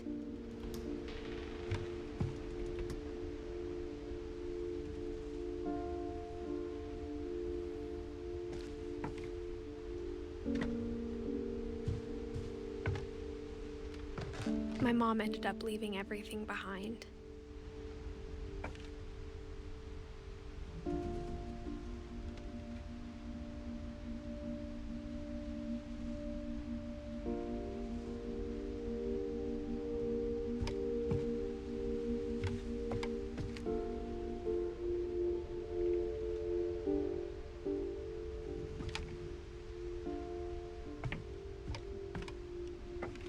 What happened that night had been coming for a long time.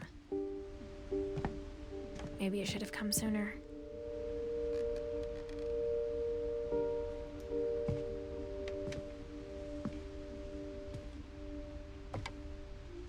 But it had to end one way or another.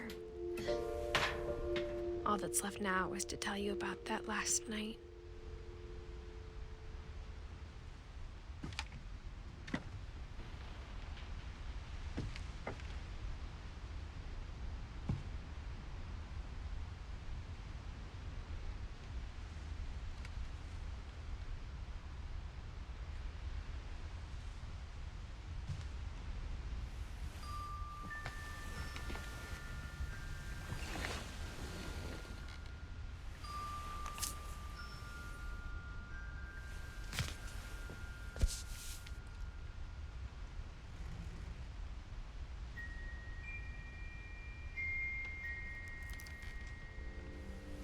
That whole last day, Edie just watched us pack and didn't say a word.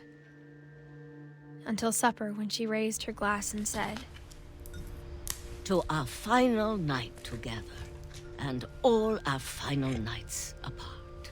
Grandma, you know what I said about alcohol. Some of your medications are very Edith, specific. I left a present for you in the hallway. Why don't you go open it? The grown-ups have to argue now. I'm sorry, you're right. We're all leaving tomorrow. Let's just enjoy our last... I'm not leaving. Edith, you're excused.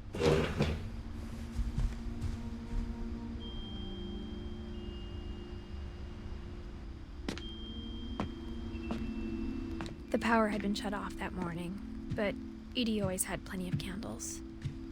When my mom sealed the library, I don't think she knew about the other entrance, or that Edie had a key to it.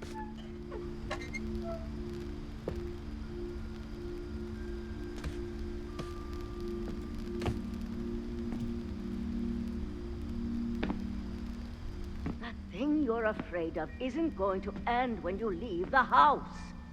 Edith has a right to know these stories. My children are dead because of your stories. I think it's best if Edith and I leave tonight. We'll have the nursing home send a van for you in the morning, okay?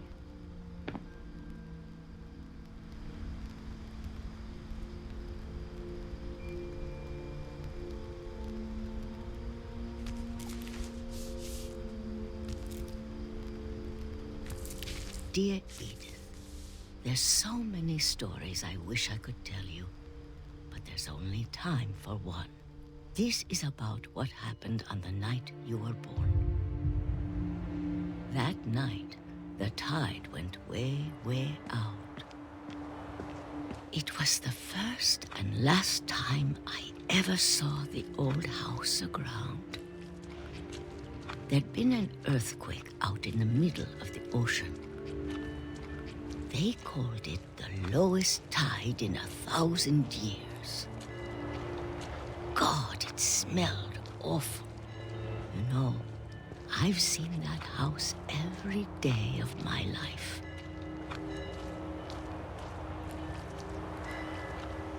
But I never thought I'd go back to it. When the fog rolled in, I lost my way.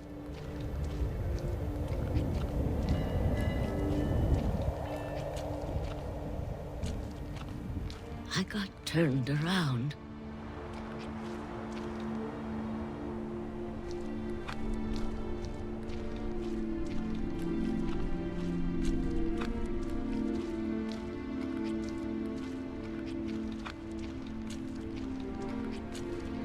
For a while, I wandered.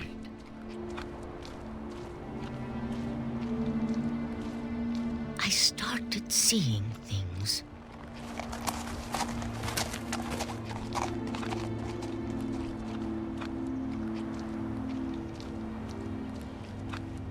things I'd forgotten had ever existed.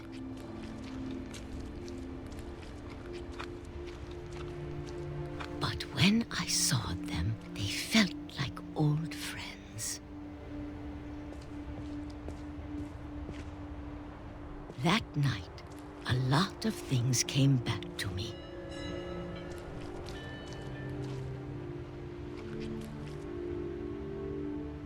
Or maybe I came back to them.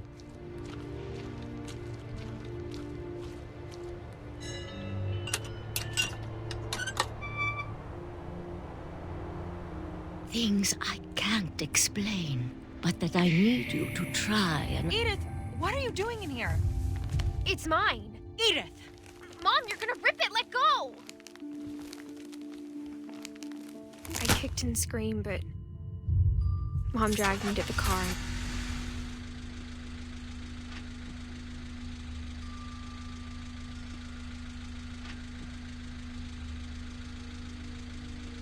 I never saw Great-Grandma Edie again.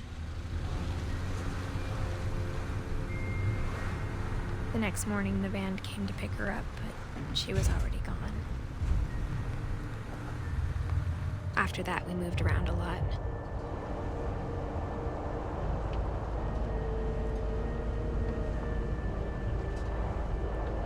We both tried to make the best of it.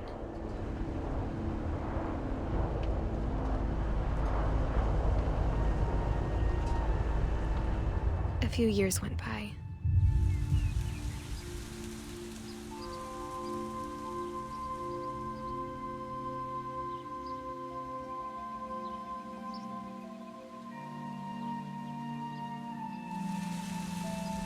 My mom didn't like to talk about it.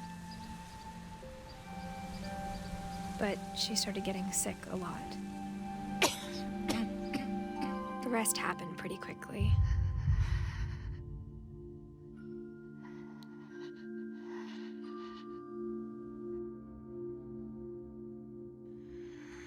She got better for a while, and then she didn't. And then I was alone. The last Finch left alive.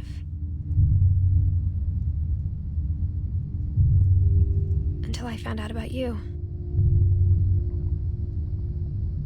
I'm still not sure what to tell you about all this. If we lived forever, maybe we'd have time to understand things. But as it is, I think the best we can do is try to open our eyes and appreciate how strange and brief all of this is.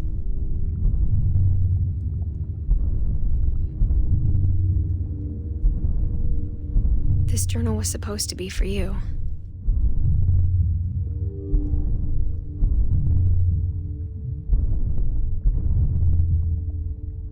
But now I hope you'll never see it.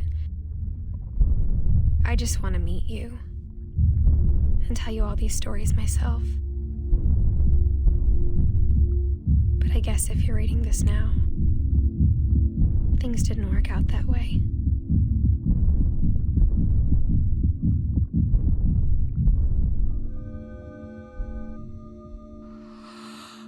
This is where your story begins. I'm sorry I won't be there to see it. It's a lot to ask, but I don't want you to be sad that I'm gone. I want you to be amazed that any of us ever had a chance to be here at all. Good luck.